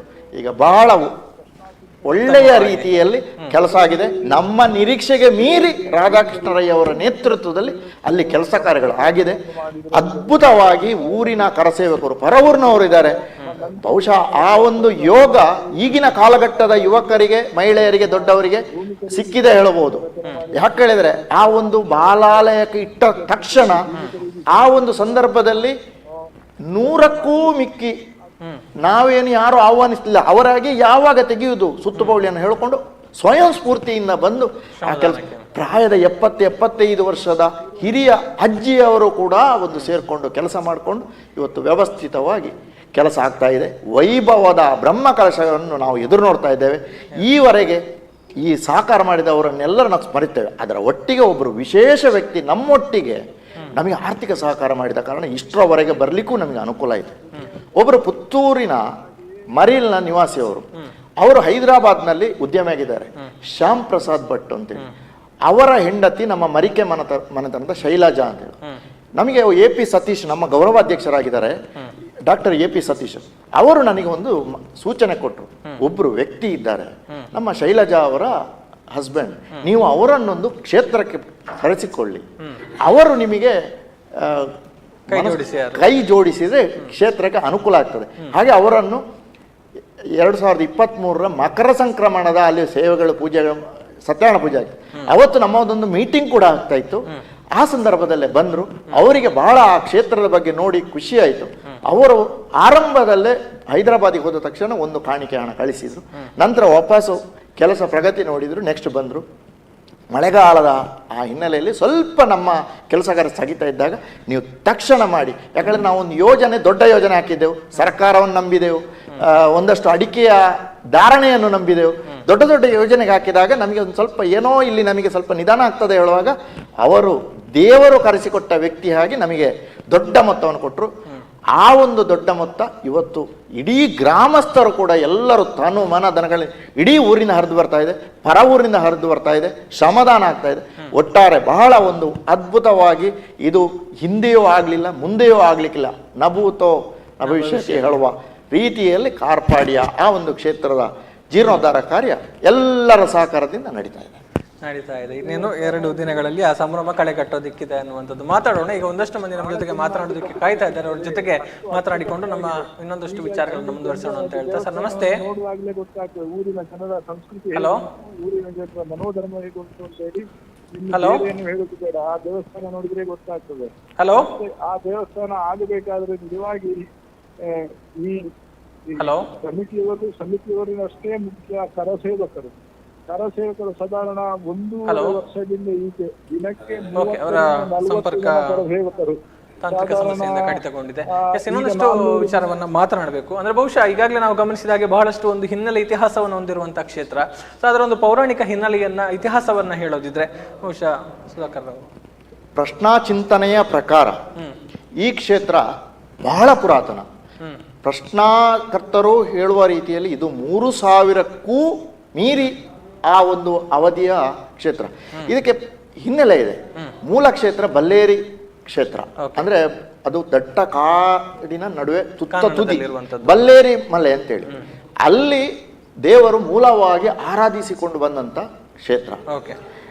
ಆ ಸಂದರ್ಭದಲ್ಲಿ ಸೀಮೆ ದೇವರು ಮಹಾಲಿಂಗೇಶ್ವರ ದೇವರಿಗೂ ಸುತ್ತಮುತ್ತಲಿನ ಎಲ್ಲ ದೈವಿಕ ಶಕ್ತಿಗಳಿಗೂ ಸಂಬಂಧ ಇರುವಂತಹ ಕ್ಷೇತ್ರ. ಆಗ ಆ ಒಂದು ಕಾಡಿನಲ್ಲಿ ದಟ್ಟ ಕಾಡು, ಪ್ರಾಣಿಗಳು, ಹುಲಿ, ಚಿರತೆ ಇರುವಂತಹ ಸಂದರ್ಭಗಳಲ್ಲಿ ಅರ್ಚಕರು ಆ ಒಂದು ಪೂಜೆಗೆ ಕಷ್ಟದಲ್ಲಿ ಹೋಗುವಂತ ಸಂದರ್ಭದಲ್ಲಿ ದೇವರೇ ಒಂದು ಅಭಯ ನೀಡಿ, ವ್ಯಾಘ್ರ ಚಾಮುಂಡಿಗೆ ನಾವಲ್ಲಿ ಪ್ರಧಾನ ದೈವ ಕ್ಷೇತ್ರದಲ್ಲಿ, ಆ ವ್ಯಾಘ್ರನೇ ಹುಲಿಯ ರೂಪದಲ್ಲಿ ಅರ್ಚಕರೇ, ನಾನು ಅರ್ಚಕರಿರುವ ಸುಲಭ ಆಗುವ ರೀತಿಯಲ್ಲಿ ಕೆಳಗಡೆ ಬರ್ತೇನೆ ಅಂತ. ಹಾಗಾಗಿ ಕೆಳಗಡೆ ಬಂದಾಗ ಒಂದು ನಿರ್ದಿಷ್ಟ ಜಾಗೆಗೆ ಬಂದಾಗ ಅದು ಅಷ್ಟು ಪರಿಪೂರ್ಣ ಸರಿಯಾದ ವ್ಯವಸ್ಥೆಯಲ್ಲಿ ಇರಲಿಲ್ಲ. ಹಾಗೆ ಅಲ್ಲಿಂದ ದೇವರು ಕಾಲಿಟ್ರು. ಆ ಕಾಲಿಟ್ಟ ಈಗ ಪ್ರಸಕ್ತ ಇರುವ ಸ್ಥಳಕ್ಕೆ ಬಂದಾಗ ಆ ಕಾರ್ಪಾಡಿ ಹೇಳುವಂತ ತುಳುವಿನ ಪದ ಅದೇ ಪ್ರಖ್ಯಾತಿ. ಅದರ ಒಟ್ಟಿಗೆ ನಾಗರೂಪಿ ಸುಬ್ರಹ್ಮಣ್ಯನೂ ಹೌದು. ಕುಕ್ಕೆ ಸುಬ್ರಹ್ಮಣ್ಯ ದೇವರ ಆ ಒಂದು ಸಮಾನವಾದಂತಹ ದೇವರು. ಬಲ್ಲೇರಿ ಮಲೆ ಹೇಗೆ ನಮಗೆ ಕಾರ್ಪಾಡಿಗೆ ಮೂಲ ಕ್ಷೇತ್ರವು, ಕುಮಾರ ಪರ್ವತ ಕುಕ್ಕೆ ಸುಬ್ರಹ್ಮಣ್ಯಕ್ಕೆ ಮೂಲ ಕ್ಷೇತ್ರ. ಈ ಮೂಲ ಕ್ಷೇತ್ರದಿಂದ ಕೆಳಗೆ ಬಂದಂತಹ ದೇವರು ಕೆಲವು ಕ್ಷೇತ್ರಗಳು ಮಾತ್ರ ಇದೆ. ಅಡೂರು ಇದೆ, ಕೇಳಿದ ಹಾಗೆ ಆದ್ಯಪಾಡಿ ಇರಬೇಕು.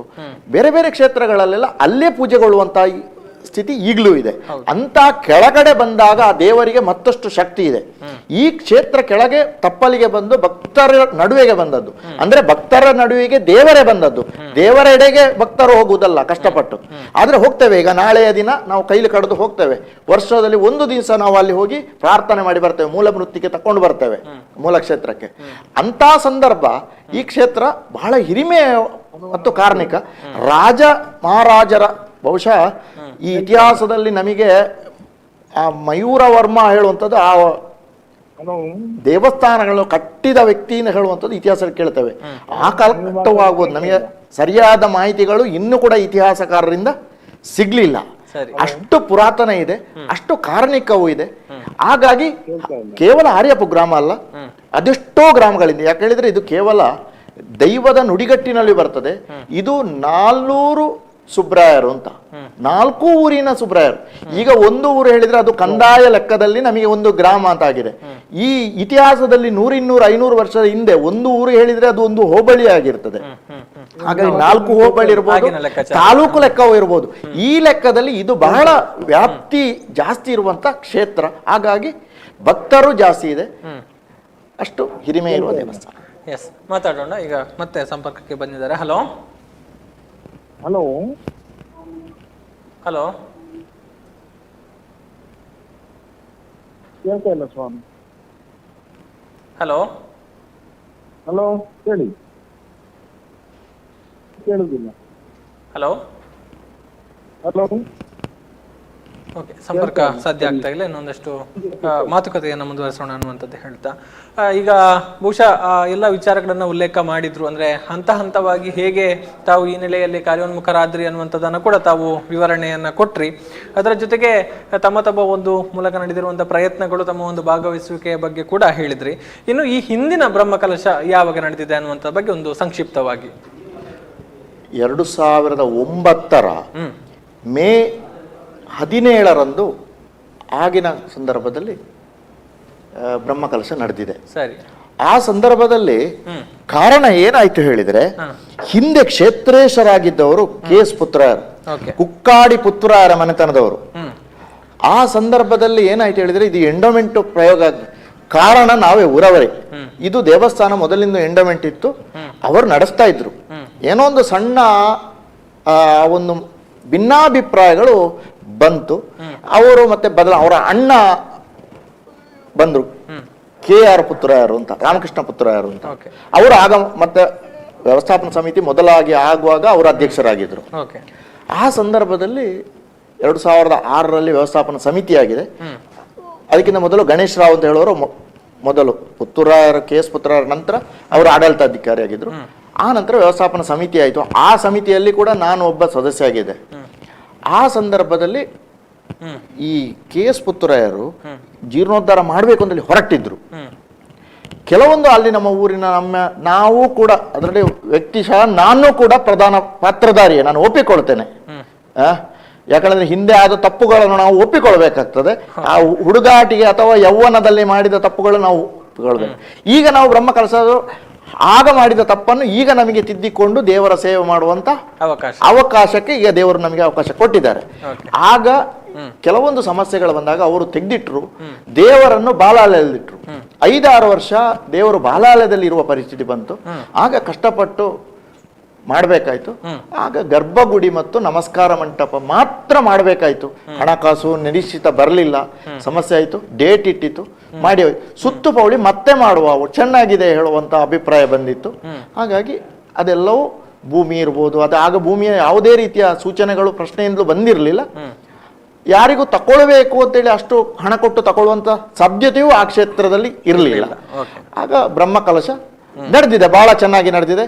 ಆಗಿನ ವ್ಯವಸ್ಥೆಯಲ್ಲಿ ಚೆನ್ನಾಗಿ ನಡೆದಿದೆ. ಓಕೆ. ಬಳಿಕ ಈಗ ಸರಿಸುಮಾರು ಈಗ 2.5 ಕೋಟಿಯವರೆಗೂ ಕೂಡ ಒಂದು ಯೋಜನೆಗಳು ಹೋಗ್ತಾ ಇದೆ, ಒಟ್ಟು ಎಲ್ಲವನ್ನು ಕೂಡ ಸೇರಿಸಿ ಅನ್ನುವಂಥದ್ದು. ಬಹುಶಃ ತಮ್ಮ ಮಾತುಗಳಲ್ಲಿ ಉಲ್ಲೇಖ ಆಯಿತು, ಹಂತ ಹಂತವಾಗಿ ಎಲ್ಲರೂ ಕೂಡ ದಾನಿಗಳು, ಭಕ್ತರು ಎಲ್ಲರೂ ಕೂಡ ಒಂದು ಸಹಕಾರವನ್ನು ಕೊಡ್ತಾ ಇದ್ದಾರೆ ಅನ್ನುವಂಥದ್ದು. ಅದರ ಜೊತೆಗೆ ಒಟ್ಟು ಈಗ ತಾವು ನಡೆದಿರುವಂಥ ಕಾಮಗಾರಿಗಳನ್ನು ಹಂತ ಹಂತವಾಗಿ ಹೇಳ್ತಾ ಹೋಗೋದಿದ್ರೆ ಅದು ಯಾವ ರೀತಿ ಬೆಳೆದುಕೊಂಡು ಬಂತು ಅನ್ನುವಂಥದ್ದು. ಈಗ ಕಾಮಗಾರಿಗಳು ಎಷ್ಟು ಸಮಯದಿಂದ ಎಷ್ಟು ಸಮಯದ ಒಳಗೆ ಮುಗ್ದಿದೆ ಅನ್ನುವಂಥದ್ದು. ಪ್ರಾರಂಭದಲ್ಲಿ ಆ ಫೆಬ್ರವರಿಯಿಂದಲೇ ಪ್ರಾರಂಭ ಆಗಿದೆ. ಸರಿ, ನಾವು ಅದನ್ನು ತೆಗೀಲಿಕ್ಕೆ ಅದನ್ನು ದೇವರನ್ನು ಬಾಲಾಲಯ ಪ್ರತಿಷ್ಠೆ ಮಾಡಿ ಸುತ್ತುಪಡಿಯನ್ನ ತೆಗೆಯುವಂತ ಪ್ರಕ್ರಿಯೆ ಪ್ರಾರಂಭ ಆಗಿದೆ. ಆವಾಗ ತೆಗೆದು ನಮಗೆ ಸ್ವಲ್ಪ ನಾವು ಸುಧಾಕರ್ ಭಟ್ರು ಹೇಳಿದಾಗೆ ನಾವು ಎನಿಸಿದಾಗೆ ಆಗಿಲ್ಲ. ಪ್ರಾರಂಭ ಅಂತಲೇ ತೆಗೆಯುವ ಸಂದರ್ಭದಲ್ಲಿ ಊರಿನವರೆಲ್ಲ ಬಂದಿದ್ರು. ಇದಕ್ಕೆ ದೊಡ್ಡ ಕಾರಣ ಊರಿನವರು, ಯಾಕೆಂದ್ರೆ ಅಲ್ಲಿ ಊರಿನವರ ಶ್ರಮ ಹಣದಿಂದಲೂ ಜಾಸ್ತಿ. ಯಾವಾಗ ಕರೆದ್ರು ಒಂದು 50-100 ಜನ ಬರುವಂತ ಒಂದು ವ್ಯವಸ್ಥೆ ಇದ್ರೆ ಅದು ಕಾರ್ಪಾಡಿಯಲ್ಲಿ ಅಂತ ಹೇಳಿದ್ರೆ ಖಂಡಿತ ಅದು ಒಂದು ಭಕ್ತಿಯಲ್ಲಿ ಅವರ ಭಕ್ತಿ ಅಂತ ಹೇಳಿದ್ರೆ ಅದೊಂದು ವಿಶೇಷ ರೀತಿಯ ಭಕ್ತಿ. ಅವರಿಗೆ ಸುಬ್ರಹ್ಮಣ್ಯ ದೇವಸ್ಥಾನ ಆಗ್ಬೇಕು, ಹೇಗೂ ಆಗ್ಬಹುದು, ಸಣ್ಣ ಮಟ್ಟದಲ್ಲಾಗ್ಬಹುದು, ದೊಡ್ಡ ಮಟ್ಟದಲ್ಲಾಗ್ಬಹುದು. ಹೇಗೂ ನಮ್ಮ ಆರ್ಯಪ್ಪ ಗ್ರಾಮದಲ್ಲಿ ಸುಬ್ರಹ್ಮಣ್ಯ ಒಂದು ದೇವಸ್ಥಾನ ಆಗ್ಬೇಕೆಂಬ ಒಂದು ಕನಸು ನನ್ನ ಲೆಕ್ಕದಲ್ಲಿ ಎಲ್ಲ ಸುಬ್ರಹ್ಮಣ್ಯ ಇದು ಆರ್ಯಪ್ಪ ಗ್ರಾಮದವರ ಭಕ್ತಾಭಿಮಾನಿಗೆ ಇತ್ತು. ಆದ್ರಿಂದ ಅವರು ಬಂದು ಅವರು ಶ್ರಮದಾನ ಮುಖಾಂತರ ಆದ್ರೂ ನಮಗೆ ಹಣದ ಅವಘಡ ಪ್ರಾರಂಭದಲ್ಲಿ ಸ್ಟಾರ್ಟ್ ಆಗಿದೆ. ಅವ್ರು ಹೇಳಿದಾಗೆ ಒಂದು ಶಾಸಕರ ನಿಧಿಯಿಂದ ಒಂದು 5 ಲಕ್ಷ ಬಂತು, ಮತ್ತೊಂದು ಗೋಪಾಲಕೃಷ್ಣ ನಮ್ಮ ಹೈದರಾಬಾದಿನವರು ಅವರು ಆಗಾಗ್ಲೇ ಒಂದು 10 ಲಕ್ಷ ಕಳಿಸಿದ್ರು, ಆಮೇಲೆ ಒಂದು 5 ಲಕ್ಷ ಕಳಿಸಿದ್ರು, 4 ಲಕ್ಷ 14 ಲಕ್ಷ. ಮತ್ತೆ ನಾವು ಊರಲ್ಲಿ ನಾನು ಪ್ರಥಮ ಬಾರಿಗೆ ಹೇಳಿದ್ದೇನೆ, ಯಾಕೆಂದ್ರೆ ನಾನು ಈಗಾಗಲೇ 4 ಜೀರ್ಣೋದ್ಧಾರ ದೇವಸ್ಥಾನದ ಜೀರ್ಣೋದ್ಧಾರ ಮಾಡಿ ಅನುಭವ ಇದೆ. ಯಾಕೆಂದ್ರೆ ಮತ್ತೊಂದು ಗ್ರಾಮಕ್ಕೆ ಹೋಗುವಾಗ ಅವರ ಮುಖ ಅಲ್ಲಿ ಹೋಗುವಾಗ ನಮ್ಮನ್ನು ನೋಡುವಾಗ ಒಂದು ವಿಶೇಷ ರೀತಿಯಲ್ಲಿ ಕಾಣ್ತಾರೆ. ಯಾಕೆಂದ್ರೆ ನಮ್ಮ ಗ್ರಾಮದಲ್ಲಿ ದೇವಸ್ಥಾನ ಇದೆ, ನೀವು ಹೊರಗಿನ ಗ್ರಾಮದಿಂದ ಯಾಕೆ ಇಲ್ಲಿ ಬರ್ತೀರಿ ಎಂಬ ಒಂದು ಮನಸ್ಥಿತಿ. ಮತ್ತು ಕೆಲವರ ಮುಖ ನೋಡಿ ಸ್ವಲ್ಪ ಹಣ ಕೊಡ್ತಾರೆ. ಅದಕ್ಕೆ ಪ್ರಾರಂಭ ಹಂತದಲ್ಲಿ ನಾನು ಸುಧಾಕರ್ ಭಟ್ರಿಗೆ ಒಂದು ಹೇಳಿದ್ದೇನೆ, ಯಾವುದೇ ಸಂದರ್ಭ ಬಂದು ನಾವು ಊರಲ್ಲಿ ಎಷ್ಟು ಹಣ ಬರ್ತದೆ ನೋಡ್ಬೇಕು, ಮತ್ತೆ ನಾವು ಹೊರಗಡೆ ಹೋಗುವಂತ ಒಂದು ವ್ಯವಸ್ಥೆಯನ್ನು ಇಟ್ಟುಕೊಳ್ಳುವಂತ. ನಮಗೆ ಅದರ ಜೊತೆ ಊರಲ್ಲಿ ಕೂಡ ಹಣ ಬಂತು. ಎಲ್ಲ ಸಣ್ಣ ಪುಟ್ಟ ಕೂಡ ಅವರು 5,000, 10,000, 1,50,000 ಎಲ್ಲ ಕೊಟ್ಟು ಒಂದು ರೀತಿಯಲ್ಲಿ ಹಣ ಬಂತು. ಆದ್ರೆ ಮೊನ್ನೆ ಆಮಂತ್ರಣ ಪತ್ರಿಕೆ ಇಟ್ಕೊಂಡು ನಾವು ಹೊರಗೆ ಹೋಗುವಾಗ ಎಲ್ಲಿ ಹೋದ್ರು ನಮ್ಗೆ ಅವರು ಕಾರ್ಪಾಡಿಯ ಬಗ್ಗೆ ಒಂದು ರೀತಿಯ ಪ್ರೀತಿ ಅಂದ್ರೆ ಬಹಳ ಪ್ರೀತಿಯನ್ನ ತೋರಿಸ್ತಾ ಇದ್ರು. ನಾವು ಅಲ್ಲಿ ಹೋಗುವಾಗ ಒಂದು 5,000 ಕೊಡ್ಬಹುದು ಅಂತ ಹೇಳಿ ತಿಳ್ಕೊಂಡ್ರು, ಅವ್ರು 25,000 ಚೆಕ್ ತಂದು ಕೊಟ್ಟದ್ದು ಎಲ್ಲ ಇದೆ. ಆ ರೀತಿಯ ಒಂದು ವ್ಯವಸ್ಥೆ ನಮ್ಗೆ ನಮ್ಮ ಮುಂದೆ ಬಂದಿದೆ. ಆದ್ರಿಂದ ಈಗಾಗಲೇ ಹಣ ನಾವು ತಿಳ್ಕೊಂಡಷ್ಟಕ್ಕೆ ಬಂದಿಲ್ಲ, ಆದ್ರೂ ಮುಂದಿನ ದಿವಸದಲ್ಲಿ ಬರ್ಬೋದು ಎಂಬ ಭರವಸೆ, ವಿಶ್ವಾಸ ಇದೆ. ಈಗಾಗಲೇ ನಾವು ಒಂದು 10,000 ಆಮಂತ್ರಣ ಪತ್ರಿಕೆಯನ್ನು ಹೊರಗಡೆ ಕೊಟ್ಟಿದ್ದೇವೆ. ನಾಡಿದಿಂದ 21ರಿಂದ 30ರ ತನಕ ಕೂಡ ಒಂದು ರೀತಿಯ ಹಣದ ಶೇಖರಣೆ ನಮಗೆ ಆಗ್ಬಹುದು. ಈಗಾಗಲೇ ಆದಂತ ಕೆಲಸಗಳಿಗೆ ನಾವು ಒಂದು 75% ಹಣ ಎಲ್ಲ ಪೂರ್ಣ ರೀತಿಯಲ್ಲಿ ಅವರಿಗೆ ಸಂದಾಯ ಕೂಡ ಆಗಿದೆ. ಇನ್ನು ಸ್ವಲ್ಪ ಮಟ್ಟದಲ್ಲಿ ಮಾತ್ರ ಕೊಡ್ಲಿಕ್ಕೆ, ಅದು ಏನು ದೊಡ್ಡ ಸಮಸ್ಯೆ ಆಗ್ಲಿಕ್ಕಿಲ್ಲ. ಮತ್ತೆ ನಮ್ದು ಬ್ರಹ್ಮಕಲಶೋತ್ಸವಕ್ಕೆ ಸ್ವಲ್ಪ ಖರ್ಚಿದೆ. ಅದೆಲ್ಲ ಸೇರುವಾಗ ನಮ್ಮ ಲೆಕ್ಕಾಚಾರದಲ್ಲಿ ಮೊದಲು ನಾವು ಪ್ರಾರಂಭ ಹಂತದಲ್ಲಿ 1.5 ಲಕ್ಷ ಸಾಕಂತಿತ್ತು. ಆದ್ರೆ ಈಗ ಅದು 2.5 ಲಕ್ಷ ತನಕ 2.5 ಕೋಟಿ ತನಕ ಹೋಗ್ತಾ ಇದೆ. ಆ 2.5 ಕೋಟಿ ಕೂಡ ನಾವು ಮಾಡಿ ಅಲ್ಲಿ, ಯಾಕಂದ್ರೆ ಅಲ್ಲಿ ಯಾರಾದ್ರೂ ಒಬ್ಬ ಬಂದವ ಹೇಳುದು ನೀವೇನು ಹೆದರಬೇಡಿ, ಜೀರ್ಣೋದ್ಧಾರ ಮುಗ್ದು ನಿಮ್ಗೆ ಒಂದು 10 ಲಕ್ಷ ಆದ್ರೂ ಉಳಿತದೆ ಅಂತ. ಅದೇ ನಮಗೆ ಒಂದು ಪ್ರೇರಣೆ. ಅದರ ಮಧ್ಯದಲ್ಲಿ ನಮ್ಮ ಮಾನ್ಯ ಸ್ವಾಮಿಗಳು ಬಂದರು. ಮಾನ್ಯ ಸ್ವಾಮಿಗಳು ಬಂದಾಗ ಅವರು ಬಂದು ಅಲ್ಲಿ ಕೂತಾಗ್ಲೇ ಅವ್ರಿಗೊಂದು ರೀತಿಯಲ್ಲಿ ವೈಬ್ರೇಷನ್ ಆದ ರೀತಿಯಲ್ಲಿ ಆಗಿದೆ. ಅವರು ನಮಗೆ ಪ್ರಾರಂಭದಲ್ಲಿ ಕೂತಾಗ್ಲೇ ಹೇಳಿದ್ರು, ಇದು ಸಾಧಾರಣದ ಒಂದು ಸುಬ್ರಹ್ಮಣ್ಯ ದೇವರು ಅಂತ ತಿಳ್ಕೊಳ್ಬೇಡಿ ನೀವು, ಇದು ಇಲ್ಲಿಗೆ ಇವರಿಗೆ ಒಂದು ಈ ಗ್ರಾಮಕ್ಕೆ ಒಂದು ನಿಧಿ ಅಂತ. ಈ ಗ್ರಾಮದಲ್ಲಿ ಈ ದೇವಸ್ಥಾನ ಅಭಿವೃದ್ಧಿ ಆದ್ರೆ ಈ ಗ್ರಾಮನೇ ಅಭಿವೃದ್ಧಿ ಆಗ್ತದೆ. ಆದ್ರಿಂದ ಇದು ಒಂದು ನಿಧಿ. ಆವತ್ತು ನಾವು ಅದನ್ನ ತಮ್ಮ ಸುದ್ದಿ ಪತ್ರಿಕೆಯಲ್ಲೂ ಕೂಡ ವಿತರಣೆ ಮಾಡಿದ್ದೀರಿ. ಆ ನಂತರ ಜನರು ಜಾಸ್ತಿ ಬರುವ ರೀತಿಯಾಗಿದೆ. ಈಗಾಗಲೇ ದಿನಕ್ಕೆ ಸಂಜೆ ಈಗ ಹೋದ್ರೆ ನಾವು ಒಂದು 50ರಿಂದ 100 ಜನ ಇದ್ದಾರೆ. ಅವರಿಗೆ ಕೆಲಸ ಕೊಡುವಂತ ವ್ಯವಸ್ಥೆ ಸಿಗುವುದಿಲ್ಲ. ಯಾಕಂದ್ರೆ ಅಲ್ಲಿ ಸ್ವಲ್ಪ ಒಂದು ಕೆಲಸ ಮಾಡಿದ್ರೆ ಮತ್ತೊಂದು ಕೆಲಸಕ್ಕೆ ಅಡ್ಡ ಬರ್ತದೆ. ಆದ್ರಿಂದ ಕೆಲಸ ಮಾಡ್ಲಿಕ್ಕೆ ಕೆಲಸ ಇಲ್ಲದಂತ ರೀತಿಯಲ್ಲಿ ಕೆಲಸ ಆಗುವುದನ್ನು ಕಂಡಿದ್ದೇವೆ. ಅದರ ರೀತಿಯಲ್ಲಿ ನಾವೊಂದು ಗ್ರಾಮದಲ್ಲಿ 25 ಇದನ್ನು ಮಾಡಿದೆವು, ಏರಿಯಾಕ್ಕೆ ಹೋಗ್ಲಿಕ್ಕೆ ಬೈಲುವಾರ ಅಂತ ಹೇಳಿ. ಆ ಒಂದು 25 ಅದನ್ನು ವಿಭಜನೆ ಮಾಡಿ ಆರ್ಯಪ್ಪು ಗ್ರಾಮದಲ್ಲಿ ನೀವು 1,500 ಮನೆಯನ್ನ ನೀವು ಒಂದು 2-3 ದಿವಸದಲ್ಲಿ ಭೇಟಿ ಆಗ್ಬೇಕು. 1 ವಾರದಲ್ಲಿ ಅವರು ಭೇಟಿ ಮಾಡಿದ್ದಾರೆ. ಆಗ ಎಲ್ಲ ಹೋದಲ್ಲೂ ಕೂಡ ಅವರಿಗೆ ಒಂದು ರೀತಿಯ ಸೂಚನೆ ಸಿಕ್ಕಿದೆ. ನಾವು ನಾಳಿದ್ದು ಬ್ರಹ್ಮಕಲಶಕ್ಕೆ ಬಂದಾಗ ಖಂಡಿತವಾಗಿಯೂ ಆ ಒಂದು ಬ್ರಹ್ಮಕಲಶಕ್ಕೆ ಹಣವನ್ನು ಕೊಡ್ತೇವೆ ಎಂಬ ಒಂದು ಭರವಸೆಯನ್ನು ಕೂಡ ಕೊಟ್ಟಿದ್ದಾರೆ. ಆದ್ರಿಂದ ನಮಗೆ ಖಂಡಿತವಾಗಿ ಧೈರ್ಯ ಇದೆ. ನಾವೆಲ್ಲ ಬ್ರಹ್ಮಕಲಶ ಮುಗ್ದು ಕೂಡ ಅಂದ್ರೆ ದುಂದು ವೆಚ್ಚ ನಾವು ಖಂಡಿತ ಮಾಡಿಲ್ಲ. ಅಲ್ಲಿಗೆ ಏನು ಅವಶ್ಯಕತೆ ಬಿದ್ದಿದೆಯೋ ಅದನ್ನೇ ಮಾಡುದು. ಯಾಕಂದ್ರೆ ಎಲ್ಲರೂ ಸ್ವಸಹಾಯಾಗಿ ಅವರಾಗಿ ಕೆಲಸ ಮಾಡುವುದರಿಂದ ದುಂದು ವೆಚ್ಚ ಮಾಡುವಂತ ಅವಶ್ಯಕತೆ ಇಲ್ಲ. ನಾವು ಅಲ್ಲಿ ಬೇಕಾದ ಆಚಾರಿಗಳಿಗೆ, ಅದೇ ರೀತಿ ಕಲ್ಲಿನ ಕೆಲಸದವರಿಗೆ, ಮೇಸ್ತ್ರಿಗಳಿಗೆ ಅಂತ ಕೆಲಸ ಬಿಟ್ರೆ ಮತ್ತೆ ಇಂಟರ್ಲಾಕ್ ಈಗಾಗಲೇ ನಮ್ಮ ಕಾರ್ಯಾಧ್ಯಕ್ಷರು ಹೇಳಿದ್ರು, ಅಲ್ಲಿ ಈಗಾಗಲೇ 10-15 ಸಾವಿರ ಸ್ಕ್ವೇರ್ ಫೀಟ್ ಇಂಟರ್ಲಾಕ್ ಆಗಿದೆ. ನಾವು ಅದನ್ನು ಕನಸಲ್ಲೂ ಕೂಡ ಎನಿಸಿರ್ಲಿಲ್ಲ ಆಗ್ತದೆ ಅಂತೇಳಿ ಮಾಡ್ತಾ ಹೋಗಿದ್ದೇವೆ. ಅದು ನಡೀತಾ ಹೋಗಿದೆ ಕೂಡ. ಮತ್ತೆ ಅದರ ಒಳಗೆ ಕೂಡ ಅಷ್ಟೇ ಆ ಕಲ್ಲಿನಾಸು ಅದು ಸಾಧಾರಣ ಯಾವ ದೇವಸ್ಥಾನಗಳಲ್ಲಿ ಇಲ್ಲ. ನಾವು ಕಲ್ಲಿನಿಂದ ಅದಕ್ಕೆ ಒಳಗಿನ ಆವರಣಕ್ಕೆ ಅದಕ್ಕೆ 4 ಲಕ್ಷ ರೂಪಾಯಿ ಆಗ್ತದೆ ದೇವಸ್ಥಾನದ ಒಳಗಡೆ. ಅದು ಶಾಶ್ವತ ಆಗುವಂತ ರೀತಿಯಲ್ಲಿ. ಮತ್ತೆ ಮರದ ಕೆತ್ತನೆ ನಮ್ಮ ಕೇರಳದವರು ಕೇವಲ ಒಂದು ಕೆತ್ತನೆ ಮಾಡ್ಲಿಕ್ಕೆ ಅವರು 4 ವಾರ 10 ಜನ ಇದ್ರು. ಎಲ್ಲ ರೀತಿಯಲ್ಲಿ ನಾವು ಎಣಿಸಿದ ರೀತಿಯಿಂದ ಮೇಲ್ಪಟ್ಟು ಕೆಲಸ ಆಗುವಂಥದ್ದನ್ನು ನಾವು ಕಾಣ್ತೇವೆ. ಆದ್ರಿಂದ ಸುಬ್ರಹ್ಮಣ್ಯನ ಒಂದು ಅಲ್ಲಿ ಕಲೆ ಖಂಡಿತ ಇದೆ. ಮುಂದಿನ ದಿವಸಗಳಲ್ಲಿ ಆ ಗ್ರಾಮದವರಿಗೂ ಕೂಡ ಅದ್ರ ಜೊತೆಯಲ್ಲಿ ಹೊರಗಿನ ಗ್ರಾಮವರು ಯಾರ್ಯಾರು ಅದಕ್ಕೆ ಸಹಕಾರ ಮಾಡಿದ್ದಾರಾ, ಮುಂದೆ ಯಾರ್ಯಾರು ಅದಕ್ಕೆ ಸಹಕಾರ ಮಾಡಲಿಕ್ಕೆ ಸ್ವಇಚ್ಛೆಯಿಂದ ಬರ್ತಾರ ಅವರಿಗೆ ಖಂಡಿತವಾಗಿಯೂ ಆ ಸುಬ್ರಹ್ಮಣ್ಯನ ಆಶೀರ್ವಾದ ಇದೆ ಎಂಬ ಮಾತನ್ನ ಹೇಳಲಿಕ್ಕೆ ನಾನು ಇಚ್ಛೆ ಪಡ್ತಾ ಇದ್ದೇನೆ. ಈ ವ್ಯವಸ್ಥೆಯಲ್ಲಿ ಈ ಮರದ ಕ್ರೋಢೀಕರಣ ಅದು ದೇವರ ಪವಾಡವೇ ಹೇಳ್ಬೋದು. ನಾವು ಅದಕ್ಕೆ ನಮಗೆ ಬೇರೆ ಬೇರೆ ದೇವಸ್ಥಾನಗಳ ಒಂದು ಅಭಿಪ್ರಾಯ ಕೇಳುವಾಗ ನೀವು ಮೊದಲಾಗಿ ಮರ ಹುಡುಕಿ, ಅದು ತುಂಬಾ ಕಷ್ಟ ಇದೆ ಹುಡುಕ್ಲಿಕ್ಕೆ. ಆಗಿನ ಶಾಸಕರು ಕೂಡ ಹೇಳಿದ್ರು, ನೀವು ಮೊದಲು ಮರ ಎಲ್ಲಿದೆ ಹೇಳಿ, ನಾನು ಅಧಿಕಾರಿಗಳಿಗೆ ತಿಳಿಸ್ತೇನೆ, ಸ್ವಲ್ಪ ಹೆಲ್ಪ್ ಮಾಡಿ ಅಂತ ಹೇಳ್ತೇನೆ ಅಂತ ಹೇಳಿದ್ರು. ಆದ್ರೆ ನಮಗೆ ಗ್ರಾಮದ ಒಳಗೆ ಪ್ರಮುಖವಾದಂತಹ ಮರಗಳು ಸಿಗ್ತದೆ ಅಂತ ನಾವು ಕೂಡ ಊಹಿಸಿರಲಿಲ್ಲ. ಅದನ್ನು ಮೊದಲಾಗಿ ಆರಂಭದಲ್ಲಿ ನಾವು ಅದನ್ನು ಸೆಟ್ ಮಾಡಿದೆವು ಬೇಗನೆ. ಕೊನೆಗೆ ಸ್ವಲ್ಪ ನಮ್ಮ ಲೆಕ್ಕಾಚಾರ ತಪ್ಪಿದ್ರೆ ಎಕ್ಸ್ಟ್ರಾ ಬಿಲ್ಡಿಂಗ್ಗಳೆಲ್ಲ ಆಗಿದೆ, ವಸನ ಮಂಟಪ, ಯಾಗಶಾಲೆ, ಅಡಿಗೆ ಕೋಣೆ, ಹೀಗೆ ಬೇರೆ ಬೇರೆ. ಮತ್ತೆ ನಮ್ಮ ಈ ಕೆತ್ತನೆಯ ಕೆಲಸಗಳಿಗೆಲ್ಲ ನಾವು ಆರಂಭದಲ್ಲಿ ಲೆಕ್ಕಾಚಾರ ಇರಲಿಲ್ಲ ನಮ್ದು. ಅದಕ್ಕೆಲ್ಲ ಸ್ವಲ್ಪ ಹೆಚ್ಚುವರಿ ಮರ ಬೇಕಾಯ್ತು. ಅದಕ್ಕೆ ಸ್ವಲ್ಪ ನಾವು ಮತ್ತೆ ಪ್ರಯತ್ನ, ಅಧ್ಯಕ್ಷರು ಬೇರೆ ಬೇರೆ ರೀತಿಯಲ್ಲಿ ಪ್ರಯತ್ನ ಪಟ್ಟು ಯಶಸ್ವಿ ಆಯ್ತು. ಆದ್ರೆ ಮರ ಕೂಡ ನಮಗೆ ಸುಲಭದಲ್ಲಿ ಆಗಿದೆ.